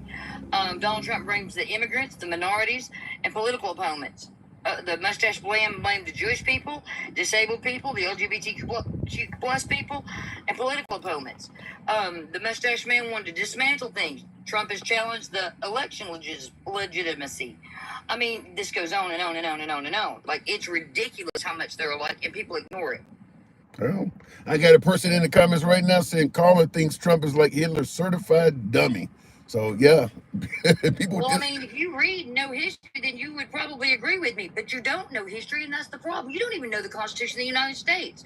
Most of you are so uneducated when it comes to the civics of this country and how it runs, because that caller said the United States is a business. It is absolutely not a fucking business. We are not here to make a profit. We are here to protect the life and liberty and pursuit of happiness of our people. That's what we're here to do as a government. Hopefully it remains that way, Andy. Pleasure talking to you. Oh, I asked the supercomputer 2 days ago, how long it thought we'd keep democracy, it said less than 6 months. Less than 6 months from now. So, August. I really hope that's wrong. I really hope. Damn. Yeah, me too. All right, before I let you go, have you considered leaving? There's nowhere to go. This is happening all over the world. Canada? I mean, Canada almost went fascist. If Donald Trump had not called them the 51st state, they might have been next. Right now, the UK just followed Donald Trump's lead and made transgenderism, pretty much illegal. Only a man and a woman. Not to mention, that's wrong anyway, because there's intersex people. Like, good God, do y'all know science? Anything? Cell biology? Anatomy? What? I just think they don't have any education. That's my personal opinion. Different world. Andy, appreciate you coming through. Peace, drop me, please. All I'm right. not near my phone. Gotcha. All right, looking in the comments real quick. Can't see me get him out of trouble. Somebody has some beef with Trump. Can't seem to keep him out of trouble. Somebody has some beef with Trump. Shit. I mean, when you're calling the prime minister, governor, Trump is insulting so many people, even with the way he rolled out the tariff war. Or Greenland. He insults people. He enjoys doing it. So, yeah, you're going to get a lot of beef. I don't think there's anybody that could do what Trump does without having a lot of enemies. He likes to ridicule people. So there is consequence. I believe in free speech, 100% a big fan of free speech. That's one thing, because I get people all the time. You talk to MAGA, you talk to liberals, you got them in the same platform. Do you get death threats? No, not really. I say, because I don't insult people. I don't always agree with the shit that I hear. People don't always agree with the shit that I say. But I don't deliberately mock and insult folks. And if you've been on lives, if you're MAGA and you go into a liberal platform, people call you ignorant and stupid and all kinds of names. And the same thing happens if you're liberal and you go in MAGA platforms. The moment I started, that was one of the main things I suggested that is never going to happen here. We don't talk down to guests. We just don't do it. It's a way to make enemies unnecessarily. If I don't agree with you, I'll say I don't agree with you, and I'll give you a reason why. There's no need to insult you, but there's a lot of that in politics. Some might suggest Trump is one who really enjoys doing it. I'm one of the ones who suggest that. Megan Blue says, in my state, eggs are $5.95. That's crazy. Yeah, shit, what is that, like 50 cents an egg? Yeah, that is high. But see, that's what I'm saying when people suggest that we're going to beat China in a trade war. If we're bitching about eggs going up to $4.95 or gas being $5 a gallon, we ain't ready for China. We just ain't ready. China's looking at like that. You can't handle that little shit. We don't have cars. We didn't have cars for the last 30 years. Even though gas went up, you can still afford to buy it. You just couldn't go out to eat every now and then. We don't eat out at all. I don't think people realize how accustomed to luxury and acquisitions and shit, just buying things we don't need, we've gotten. I don't see us beating China. I just don't. And then, of course, as I stated, China is a dictatorship. So a dictator don't care if his people are rotten any damn way. Whereas in America, we have a republic, and people will speak up and protest. We're still allowed to do that in this country, at least for now. Looking in the comments, Will G says Trump is trying to go after the schools. Trump is officially suing Maine for 2 trans schools. Bondi says she didn't care if it was one or a couple. And yeah, I heard that. The whole protect women in sports and all of that shit. In my opinion, is out of all of the folks suffering in this damn country, that's a big issue. How many people in Maine are suffering because of biological male play? There's out of all of the pressing issues in this country, that's got to be outside of the top 100. I just don't understand it. And then, of course, they're also going after Harvard as well for DEI and threatening to fuck with their funding. But that's why Trump is doing such a great job, at least by way of his supporters, is he's sticking it to liberals and liberal causes. None of this stuff is really affecting the bottom line or the life of MAGA in any way, fashion, or form. Passing laws to protect women in women's sports. The average MAGA is not dealing with that at their school at all. The average MAGA is not dealing with any of this shit that they're championing that he's doing. But it is ceremonial because it's sticking it to the liberals. It's not affecting your bottom line. It's not lowering the price of fuel or groceries, but you feel better knowing that liberal causes are getting shut down. So he's getting high marks from MAGA because he's sticking it to the liberals, but he's not really changing your life at all. Going back to the box, tap the screen, get us up to 120. Miss Mo Better. Good evening. Welcome to the program, Miss Mo Better. I know you're going to bring out the worst in my crowd, but you know how it works. And that's why I'm here. So that's exactly why I'm here, to ruffle some feathers today. Yeah. How economically, what are you seeing? Trump doing a good job? No, he's not. And see, what a lot of people keep saying, the prices and stuff, we haven't seen anything that changed. Do you know we operate in quarters, right? So we're still operating in the first quarter of his presidency. You haven't seen the change yet, but believe me, it's coming. But the fact that he actually came out of his mouth and said it, him and Elanya, his little bitch, they came out. Are you disrespecting the first lady? Yeah, Elanya Musk. That's Elanya Musk. That's his pimp. You're supposed to respect the office. They don't respect the office. So yeah, forget all that. As far as this going, it really has nothing to do with the deportation of this man, whatever his name is. I'm not really. Abrego Garcia. It's the fact of it's the disregard of the law. What happened to law and order? All of that stuff went out the window. Again, it's the disrespect, it's the disregard of the law. He ain't caring now even what the Supreme Court says. And those are his cronies. Well, those are the people he put in there. So the fact that he thinks he's above the law and everybody else is supposed to stand to the letter of the law is crazy. Well, let me ask you. So I see this in the comments. Snowfall, and I enjoyed the series. Snowfall says they don't want. You're talking about in regards to that immigrant you mentioned, Garcia, Abrego Garcia. He said they don't want him back from Ecuador. Tim, he is probably gone, and if that's true, there will be lawsuits galore. So they just can decline because no case. So in other words, if he can't get his body back, just make him disappear. However, our money is still paying these people for those other people to still be there. But so where are we saving money at? Well, they claim, they're going to. The argument is going to be we're saving money because they're not getting food stamps and health care and resources. Troy, what? Oh, let me stay out the comments because you already know how my mouth get. You know how my mouth get, and I ain't got no problems with coming at anybody for anything. But anyway. Oh my God! He's suggesting that you look like a bodybuilder or some crazy shit. He just jealous because he's still a virgin. Ooh. Grow up. Oh. Grow up. It's not my fault you're not getting any coochie. It's not my problem. Well, I ain't heard that, man. I haven't heard that word in a long coochie. Yeah, wow.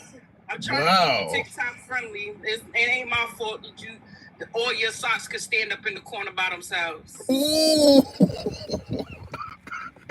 Okay, I'm gonna leave that alone. God damn, crusty socks. I'm gonna find something else to talk about. Yeah, compare that to whoever. Shit, your socks can stand up in the corner by themselves. It's not my fault. God damn. You done bust a lot of nuts in them socks for me to stand up by. Yeah, let me get off of that. He keeping the dollar stores rich because he got to go buy a pair of socks every other day. Stop playing. Yikes. Shut up. So, are you among those who also tend to believe that this could go from deporting immigrants with no due process to Americans? Well, see, the thing is, even going back to Garcia or whatever, this man that man's been over here since he was 14 or 15 years old? 16, 2011. And if he was so much of this big crime, a criminal, MS-13 or whoever he was, what took him so long to get him? The Biden administration. He wasn't hiding. He wasn't hiding. He had a whole job. Well, when you say what took him so long to get him, it's the Biden administration. The belief is that the Biden administration was letting criminals operate in plain sight, and we didn't need any new laws. We just needed a new president to actually enforce the laws. Biden was only the president for 4 years. You do the math. He's been there way longer than that. Even when Trump was president the first time he was here. So the thing is, he does things and never has to prove anything, and his followers don't hold him up. They don't hold him accountable for anything. And he can never do any wrong. How do you get to that position? That's good work if you can get it where. Yeah, listen, it's working for him. It works for him. And I see in the comments your sock accolade, Black Baby Boy says those socks just called they want to file charges. Yeah, oh my listen, God. They want to file charges on him skeeting all over them and shit. Oh my God. So, 40-year-old virgin want to talk shit. Boy, bye. What are you predicting on the midterms? Are the midterms going to be salvation from what you're suggesting? Well, listen, when it comes to those midterms, they gonna have a hard time now because you have a lot of people that actually supported them, that supported Trump and his peoples that have fallen back because now he's costing them their livelihoods. You understand what I'm saying? So it's like you got to fight. Like I said, when I was voting against Trump, it was me voting for that Supreme Court because they're the reason why this is all happening. Believe it or not. First of all, y'all gave him immunity. Y'all gave him complete immunity so he can get out with no guardrails. Get out there, act a fool. It don't matter if I'm not even listening to y'all now. I don't give a fuck what y'all say. And that's what he's saying to them. Yeah, they did give him immunity. So right now, when they're saying that they may find him in criminal contempt for not bringing this guy home and not listening to them, you're basically saying because he got immunity, ain't shit gonna happen anyway. What they gonna do? People keep hollering, impeach him. He's been impeached twice already, and he's back. So what does impeachment do?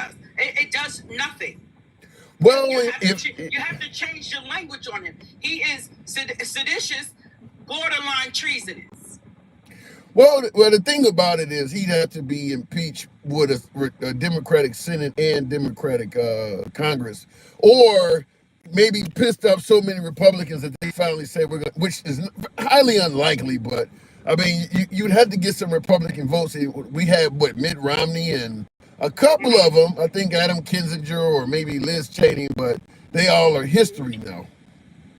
Well, now you got Mitch McConnell up here speaking again. If they woke him up, it's gonna piss him. It's gonna piss Trump off. Well, McConnell. And he's another reason why Trump is still operating too, because he had the power to shut it down, and he wouldn't. Yeah, he would have been the Senate. Yeah, he could have made the impeachment. He was part of the impeachment process. He's also the reason you got 6-3 majority on the Supreme Court too, because he took away Obama's pick. Exactly. And it's crazy when you think about how much Mitch McConnell has done for the modern Republican Party. They don't really like him now. I mean, he gave them 6-3 majority. He prevented Trump from being impeached. And the MAGA side of the aisle, they don't have kind regards for Mitch McConnell at all. Right. And look at the guy that they claim that what's the guy name that was saying Hunter Biden got $10 million and he going to jail for 6 years now for lying. Damn, I didn't hear about that. That just happened to that. Yep. Starting over this shit. And again, they don't hold Trump accountable for anything. Listen, I get it. If you're a Republican, you support the bills. What Republican or Democrat, whatever bills or policies support you best. But they don't even look at policies. That's the bad part. Y'all looking at him. Y'all don't even fact check. That's why one of your callers got dropped, because you're just going what comes out of his mouth and not fact checking anything. And it be lies. How many times did they prove Trump to be a liar? In his first term, that was 35,000 times. That's a lot of lying. Well, they believe a lot of that's made up by the liberals. And by the way, you got another detractor. Major Boo says Miss Mo Better should be Miss Holyfield. She is ready to fight. Okay, that might be a compliment. That might be a compliment. I get up here here minding my business. I get up here minding my business. But listen, I no holds barred for anybody. You come at me, I'll just be prepared. That's all. Or maybe you should bob and weave, sit and spin, scratch and sniff. You got plenty of other options than to fuck with me. That's all we can ask. All right, Miss Mobetta. The gloves came off. Appreciate you coming in here. Good talk. All right. Hey, Steve. Yeah, I seen Steve said, fuck Mitch McConnell. I seen that, Steve. I may have to reset this because it's telling me my app is frozen or something. I don't know what it's doing. It keeps saying TikTok isn't responding, even though it clearly is. Not the scratch and sniff, Stevie. The ignorant attitude won't prosper you. What is your definition of an ignorant attitude? I'd be curious to know, because like I said, Trump can insult people all damn day long and it's okay, and then somebody started insulting Trump and it suddenly becomes ignorant. I'm gonna make sure I didn't miss any super chats. I may have to, yeah, TikTok is really acting goofy here.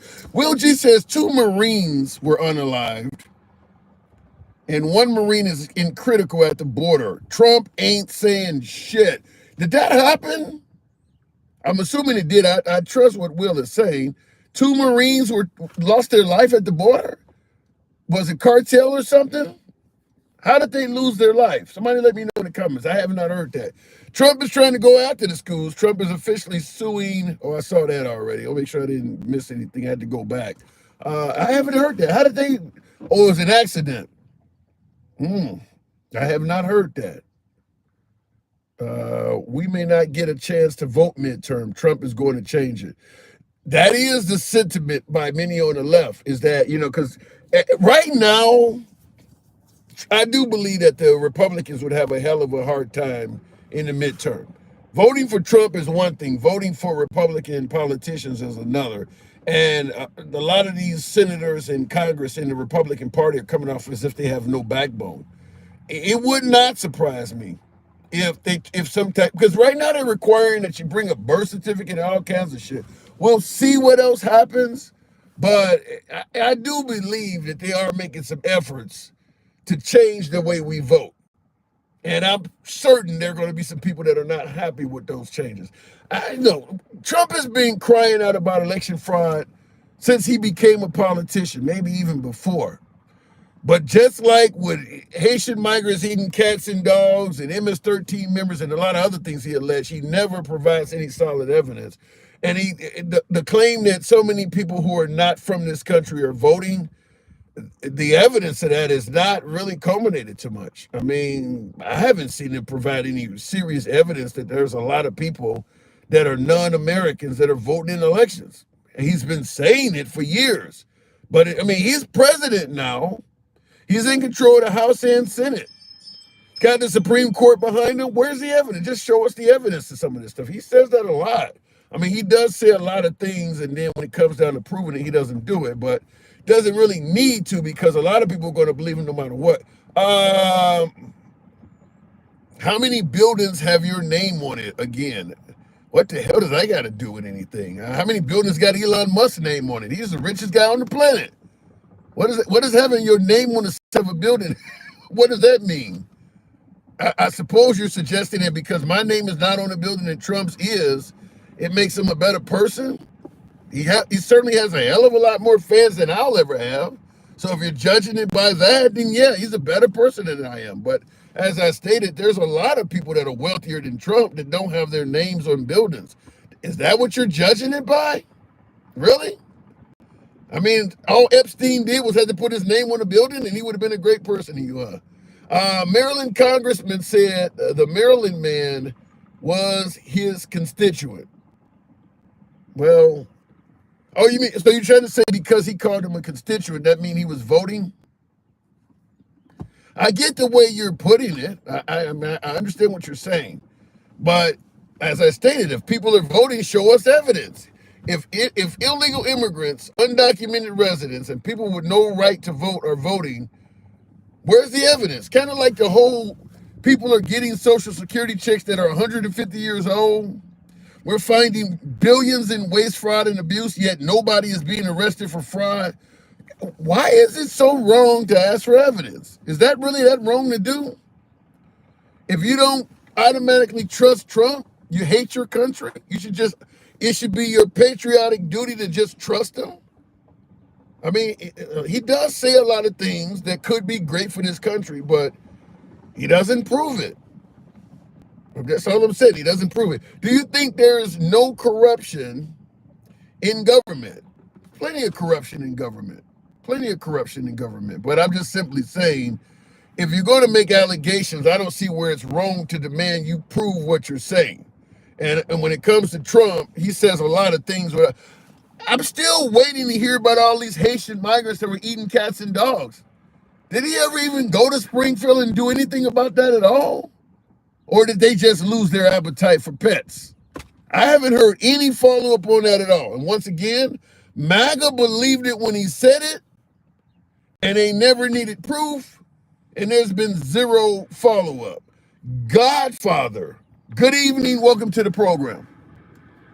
How are you, sir? I'm doing good. What am I getting wrong?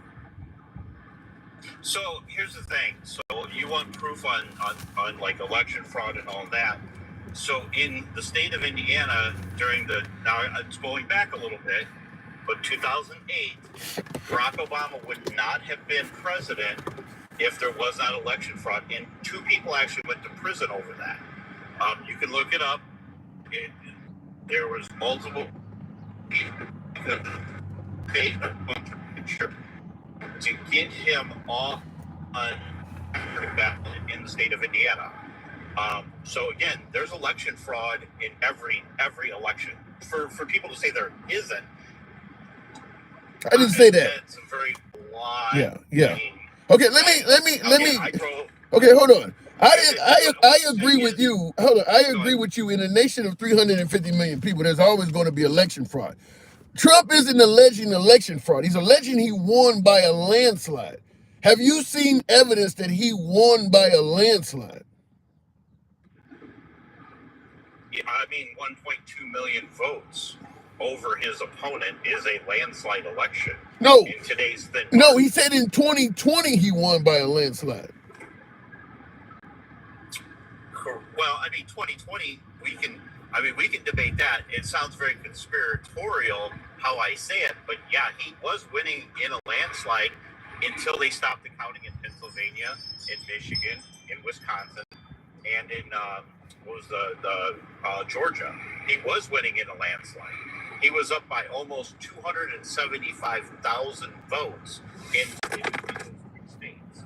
So yeah, he was winning in a landslide. Yeah, but in a very.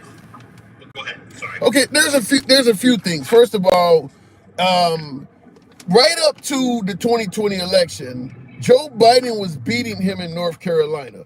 And Trump was alleging that in North Carolina, there was widespread fraud. Now, Trump ultimately won in North Carolina. He got the state's electoral college votes.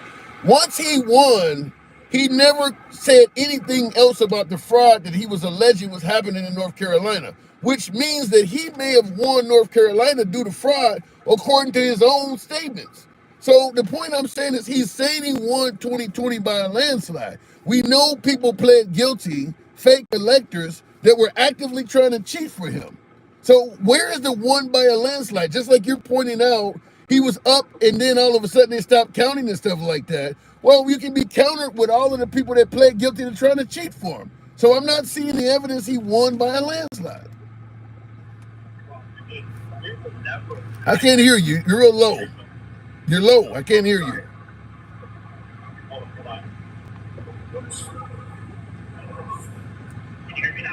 You're really low. Go ahead. I'll try to see if I can pull you out. You're real low. Really low. Okay, give me a second. Let's see. Can you hear me? Is that better? It sounds like you're way away from the device. Okay, is that better? No. Okay.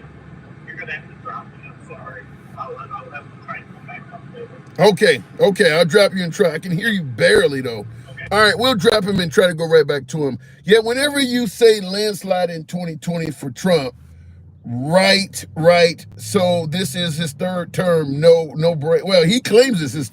That's what Trump says. He won 3 times, but I haven't seen any evidence he won by a landslide. I think what I see is MAGA is giving him credit for things that look suspicious, and not giving him any criticism for things that he got caught doing wrong, like the fake elector scandal.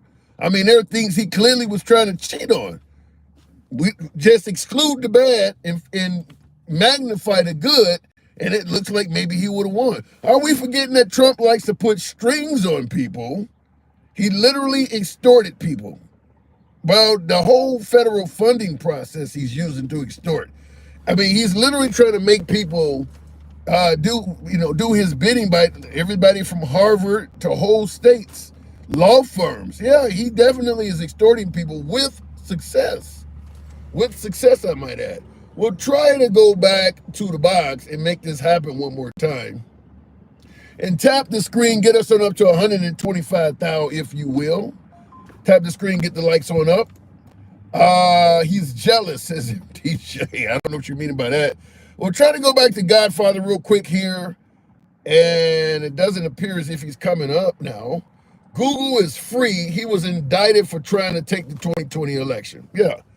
Like I said, MAGA sees the suspicious shit as a reason why Trump should have won. And anything that looks like that they were guilty of in terms of actually cheating, they just discount that. I mean, you had fake electors working on behalf of Trump in Georgia, Wisconsin, they pled guilty, Arizona. I mean, several states, they were trying to cheat for Trump. MAGA don't count that. They just, well, listen, the government was going to railroad them, so they just pled guilty to make the case go away. They don't really count that. Not to mention the whole Dominion voting machine switching votes from Trump to Biden and having to pay out $750 million, says Fox News and some of the other. I mean, they don't count any of that stuff. They only count the stuff that looks suspicious against Trump. They don't count the stuff that looks suspicious coming from Trump. Godfather, I was not able to bring you up in there. My app is acting goofy. I may have to reset the app. Toots Sweet. If it doesn't come, I may reset it and bring up the next caller. So you agree with the storming the nation's capital? Oh, you guys are talking to each other in the comments.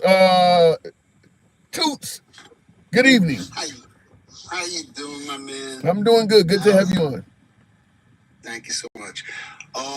Yeah, when it comes to the election, I mean, to me, we all saw it with our own eyes. We were watching the election.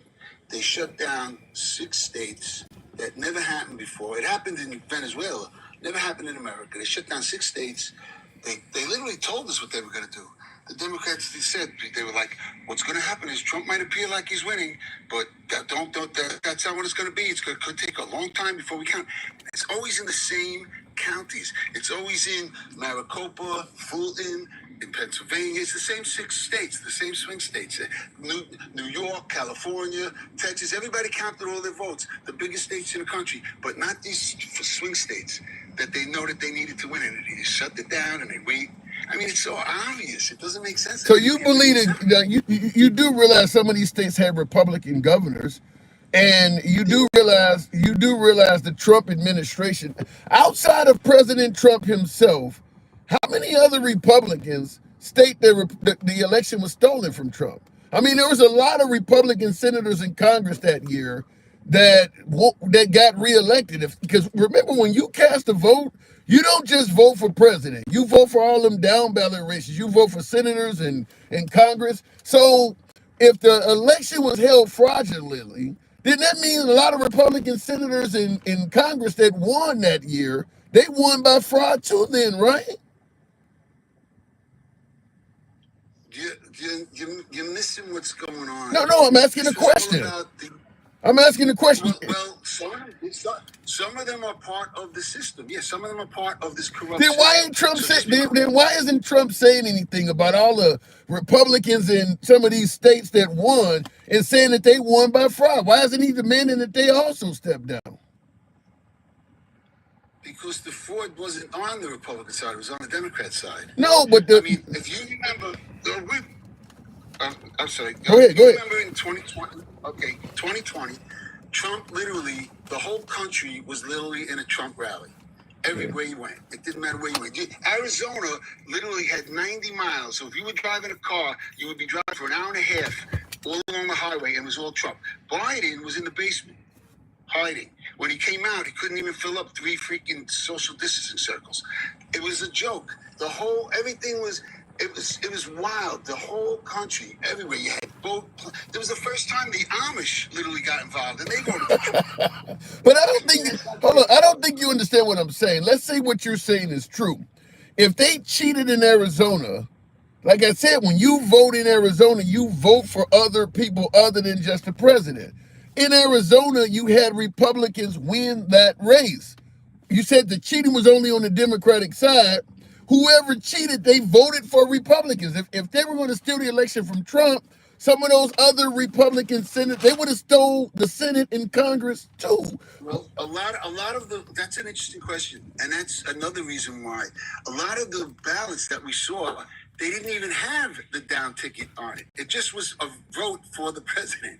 They came in after the state shut down. So it's like this, all the elections, the federal and state elections, for Congress and Senate and governors were kind of in the state, but a lot of the states. So you're saying there were ballots? You're saying there were ballots that were missing all of the races and just had the president on it? Correct. Where's the evidence? I haven't seen this. Where'd you see this at? You're not going to see. Also, I would ask you, how did you get access to a ballot? I watch different news than you watch. How did they get it? How did they get? Hold on. How did that news organization get access? If you cast a ballot, how did the news organization get access to it? Did you see 2,000 Mules? Yeah, they debunked it. Who debunked it?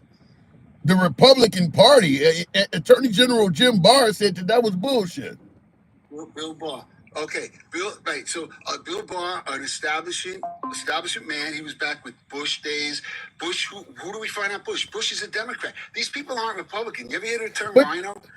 Yeah, I've heard the term. You're talking about Romney and Kissinger and Cheney. The liberals used to hate Cheney, and now we find out.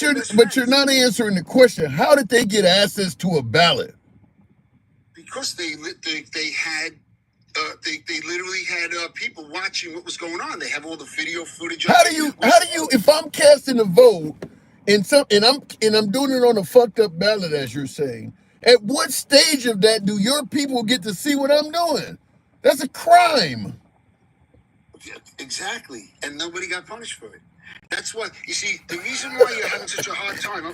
This is a serious thing. You're basically admitting that the people that told you what happened were committing a crime. No. The people that told me what happened were committing the crime. The system is so corrupt. It's going to be hard for you to understand, and I get it. Believe me, a lot of people, they will not understand how corrupt the system is.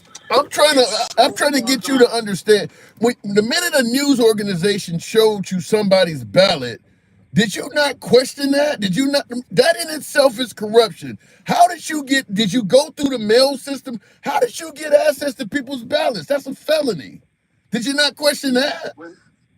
No. When they audited it, they did audits on a few different states. So they did the audit in Arizona. And they showed it to you. No, they didn't show it to me. Then how do you know it existed? What I saw. What's that? Then how do you know it was only half of a ballot if they didn't show it to you? Because this is what was coming out from the precincts. This is what we were being told. That a lot of these ballots they didn't even do the whole thing, and all of the dots were like the same exact thing. It was like printed the same exact way. So you believe the audits that told you that, but you don't believe the audits that told you he lost multiple times, recounts. You don't believe none of those. Well, now I'm going to tell you why. Because the same people that told me that Trump lost are the same people that told me that Hunter Biden's laptop was Russian disinformation. So 51 intelligence agents lied about that to push. We had all of these people, the Blinken and some other dude came out with a letter. They got everybody to sign it, and then Biden's was like on when they did the debate. Biden was like, "Oh, that's Russian disinformation. That was already that." And now we know that of course it wasn't. They lied. So the same people, they're lying to you. So you're saying because they lied before, you can't trust them anymore? Well, that's just one lie. They've been lying about everything. So every single thing they lied about. So Trump saying he never touched Stormy Daniels and all of that, does that mean he can't be trusted? I mean, personally, I don't really care about all of that, to tell you the truth. It ain't about whether you care about it or not. You're saying lies. I don't think he did. I don't think he did touch Stormy Daniels. He just gave her 130. I think it was Cohen. I think it was Cohen who touched her. And then they came up with a little scheme. That's what I think. But I don't know. Who the hell knows? So, if I was Trump, and Trump's can get any girl in the world, why the hell would he want to go to Stormy Daniels? And how about that other girl? You think Trump's going to go after that other nut case? Well, come on, Trump. Let me answer that. That's a good question. In regards to Trump can get any girl in the world, would he want her? You know, I'm not a big fan of Domino's Pizza, but if you showed up to my house in the middle of the night, I might take a slice. Just because it's there. I mean, she came into his hotel room. He didn't have to run no game on her. He didn't have to take her out or anything. It was just free pussy. Yes, I believe he fucked her. She's describing his dick. She's literally, and he's walking around with a letter that MAGA is saying, a signed letter that says he never slept with her. How many dudes carry a letter around saying, I never slept with this woman, and here's her signature on it? Were you pissed off about Bill Clinton being with Monica Lewinsky? What does that got to do with this conversation? No, I'm saying like he lied about that. Like to me, I don't really care about a man lying about something with a girl. Who cares? That has nothing to do with anything. You told me if a person lies. I don't think he was with him. I don't think he was with her personally. Okay. But to me, like it's like, you know, if he did pay her off and it did happen, who gives a shit? For Bill Clinton. You told me if a person. I didn't like Clinton, but I was against him. Okay, Clinton is irrelevant. You told me if a person lies, it hurts their credibility. I'm giving you a lie, and suddenly you don't care about it. To me, do you think there's a difference between a lie and a fib? No. Okay. Well, to me, I think it's like if your girlfriend's a little overweight and she comes over to you and says, how do I look in this? And you're looking at her and saying, well, you know what? I don't really think you look that good. Are you going to say, baby, you don't look that good? Or are you going to say, sweetheart, you look amazing in that? I mean, come on. If what you say is, if you say something that's not true and you know it's not true when you said it, it's a lie. I mean, a fib is just tell your girlfriend, if you know your girlfriend don't look good in it, but she had her heart set on this, and you're going to tell her, baby, I can't lie, I'm George Washington, and I can't tell a lie, and I was the one who cut down a cherry tree, and you look really horrible at that. I mean, are you going to do that? There's a difference between a lie and a fib. Now, I'll tell you what a lie is. A lie is when you go in front of the people to tell us and say, this is Russian disinformation, when you know that it's not. They all lied purposely about that to affect the election. let me bring it into more modern times. Trump is claiming he can't get this guy back from El Salvador. You believe that's true? Why would he want to? That ain't what I asked you. I didn't ask you if he wanted to. No, I didn't ask you if he wanted to. We know he don't want to. But he's saying he cannot. Is that true? Well, the El Salvadorian government says he's in this El Salvador. You're not answering the question. I don't care what El Salvador said. Trump said they're saying that Trump is saying he cannot get the guy back. Do you believe that's true? If he wanted to get him back, if it was that, could he get him? Probably. But let me tell you. Hold on, wait a minute, hold on. So is that a lie or a fib then? It's a diplomatic way of saying I'm not going to interfere with this person. It's their freaking. I mean, who the hell? Look at the standards you put them in. It's like crazy. What were you gonna ask me? Go ahead. You gotta be cracking up. Go ahead. This is what really bothers me about the left. It's really about that hypocrisy. And I know you're going to think that the Republicans are hypocrites, but just check this out. Here we have Biden let all of these people in that shouldn't. Now Trump is putting them to put them out, right? And all of a sudden, let's just say one American gets caught up in it, and the Democrats are like, that's too many. If one American gets caught up in this, and he's an American citizen, and meanwhile, all he does is he gets caught up in it, he shows everything gets worked out, he goes back to his family. That's too much for the Democrats. But when these people that shouldn't be here, unalive, an American, they say, it's only one American. It's not like they're doing it all the time. This freaks me out. Like, an American is unalived by someone who shouldn't be here. That they don't care about. But yet, if an American gets a mistake happens and everything's worked out, he's going to be home with his family that night. That's the biggest crime in the world. It's like the fake outrage, the crocodile tears, and the hypocrisy blows me away. That's my biggest thing, man. I just don't like it. I get your point. You're going to get hypocrisy on both sides. I mean, just like the right is always talking about how they're for law and order, but then all of a sudden Ashley Babbitt, you wanted to put a halo over Ashley Babbitt's head. when she clearly died breaking the law. I mean, you're right about the hypocrisy, but it does go both ways. It does, but it's on a completely different scale. It's on a completely different scale. That depends on how you define it, because some of this election fraud stuff you're talking about, you're pointing out all the Democrat cheating, but all of these fake electors who pled guilty to cheating, you don't have a problem with that. You know how our system, I don't know if you've ever been caught up in the justice system, because I have. Do you know how the system works? Just because somebody pled guilty of something doesn't mean that they're guilty. You just freed every brother. You just freed every brother. I mean, you know how many people plead guilty? If they could all have that argument, I mean, you're talking about high-level attorneys pleading guilty. You're not talking about some two-bit thug that doesn't have a lawyer. Right, but I'm going to tell you how it works. They go like this, because I was in the system. I got whatever. I'm not even going to explain what happened. I got into trouble. Anyway, I'm in the system, and I was in the right in a lot of ways. They said, this is the deal. You either plead guilty, we're going to put you on probation, blah, blah, blah, blah, blah, or you can plead innocent, and if you're found guilty, you're going to go away for 5 years. So what do? You say, they want the notch on their belt.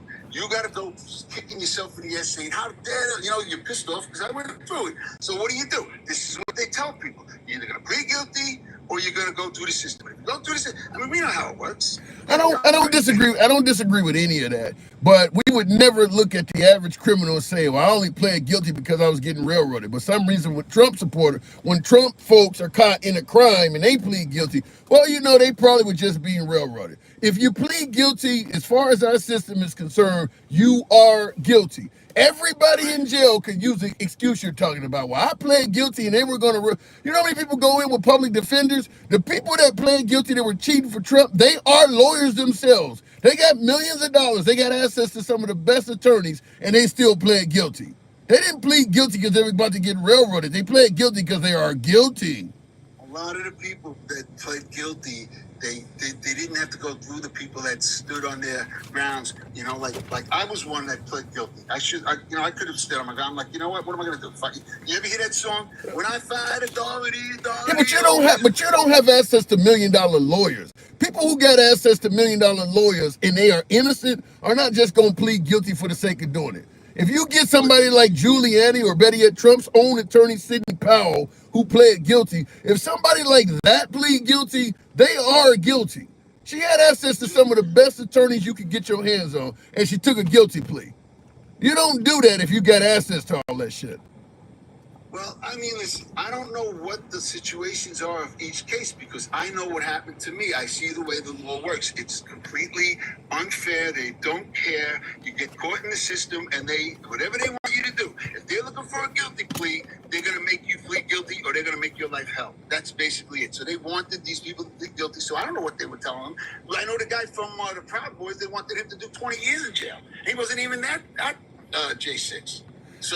So you see how bad the law is fucked up, but you have no problem believing Trump when he says that these guys are MS-13 members. If they can railroad lawyers, then what are the chances Trump is railroading and making up a bunch of shit about these immigrants? Well, do you know anything about MS-13? You know about this? I know Long Island. When I was younger, this was a big thing out in Long Island.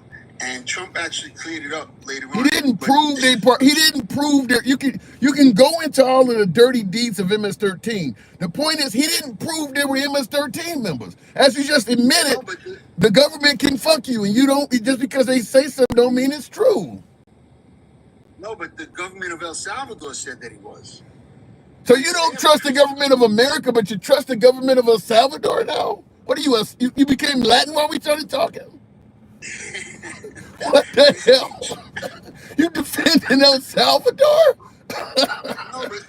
no, but what I don't trust is what happened in our government. And when I asked you earlier, do you think that I put a comment in and you answered my comment? I said, do you think that the government is corrupt or do you think there's no corruption in government? You said, of course there's corruption in government. Yeah. So if you know that there's corruption in government, why it doesn't make it's like we're contradicting ourselves here. Why would I trust a government that I already know is corrupt? Because of the answer I gave you. The government is corrupt, yes.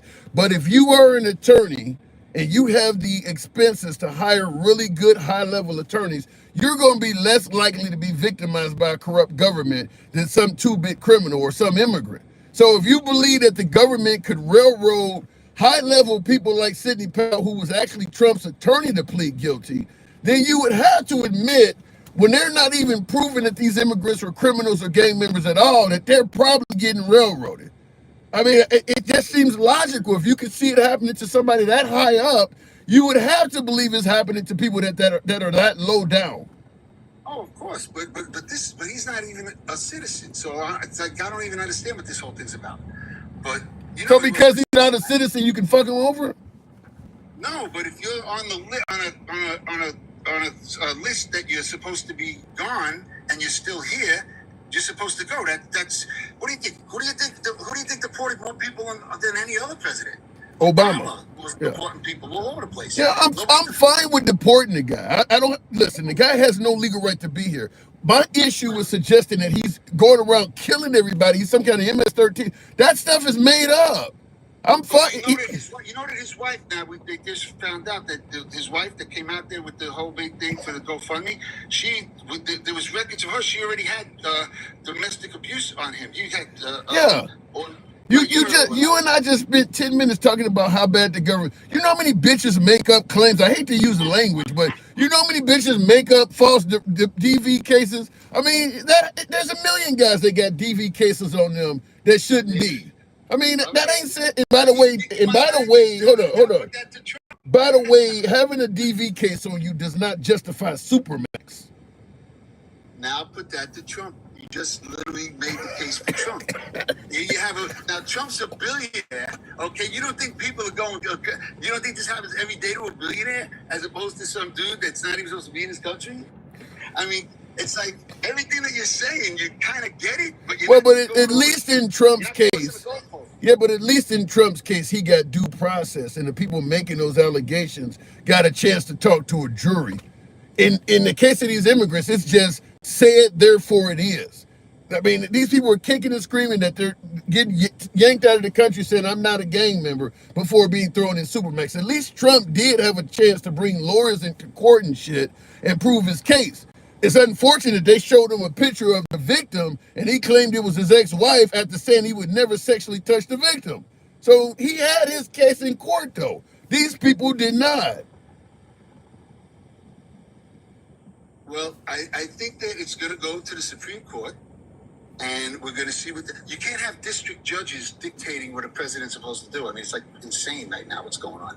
They're completely making a mockery of our whole system. We already elected Donald Trump, and now you got a district attorney, these district judges, federal judges that nobody even knows who the hell they are. They're coming out and stopping everything that the people voted for. That's how our system works, though. I mean, if Trump is doing something wrong, I take him to court. It's not going to go straight to the Supreme Court. That's how it works. Well, it doesn't work. Like you can't tell you can't tell the executive branch what to do with people that are here that aren't supposed to be here, because that goes under the executive branch. That's why we have the separation of powers.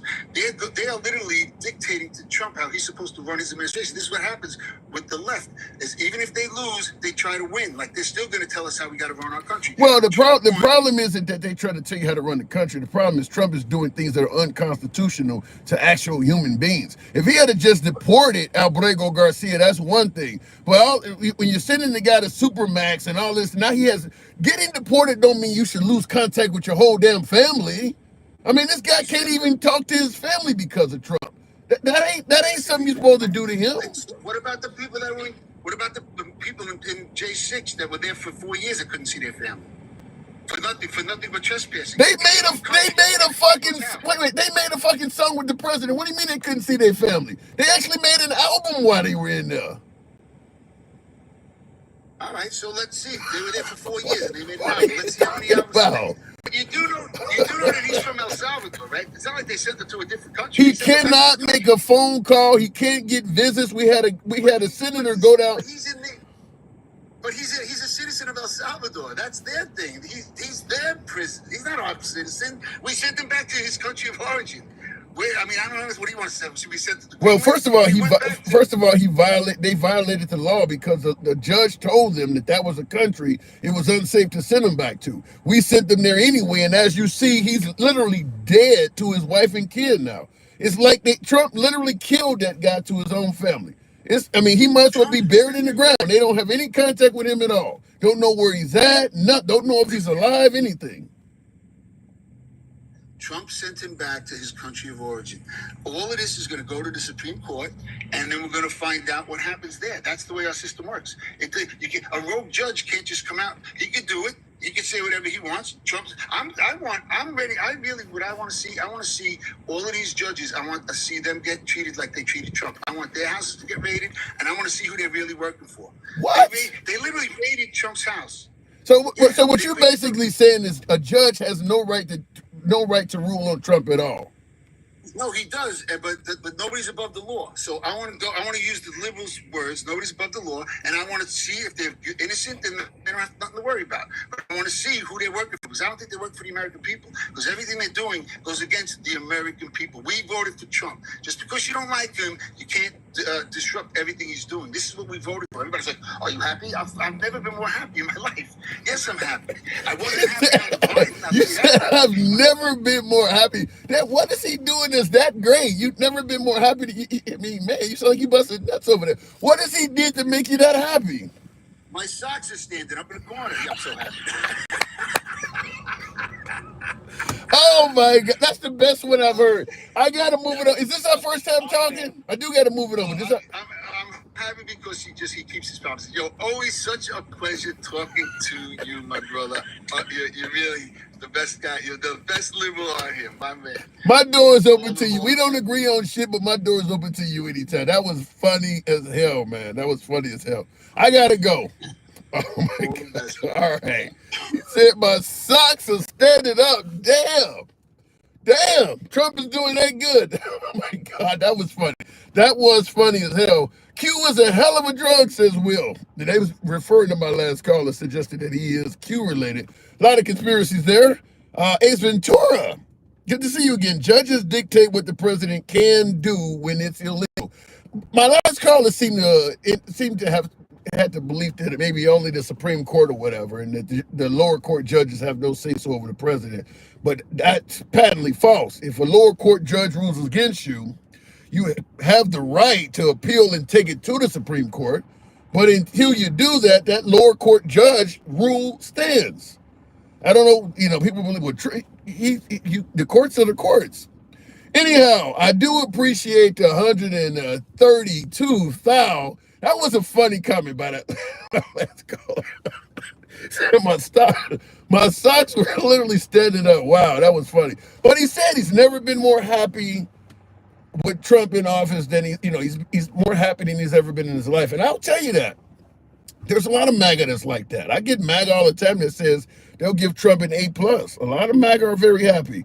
Look, there's regardless of what's going on economically and things like that, it's not affecting everybody.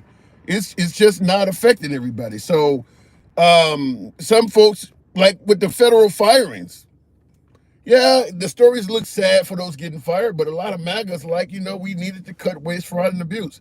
My whole point is, I don't care how much money you save the taxpayers. If I don't see any benefit from it, I'd rather you have let them keep their job. People were, knowing that somebody got fired or, that they've lost their job. Maybe their kids was about to go to college, or they got to move out of their home because now they can't afford to pay the mortgage. I'd rather they keep all of that shit. If I'm not going to see a benefit, if the taxpayers are not going to see a benefit from all of the waste, fraud, and abuse that Elon is talking about. Remember the whole notion, we need to stop sending money to the Ukraine so we can take care of Americans? When do we get to the part where Americans are being taken care of? I don't even hear Trump talking about that. I mean, not only are the price of groceries and all of that shit not coming down, I don't hear him saying nothing. When do we get to the part where Americans are being taken care of? Stimulus check? I mean, something of that nature. Now, I know you're going to hear the inevitable tax cut. My humble opinion on tax cuts is they don't solve shit for most Americans.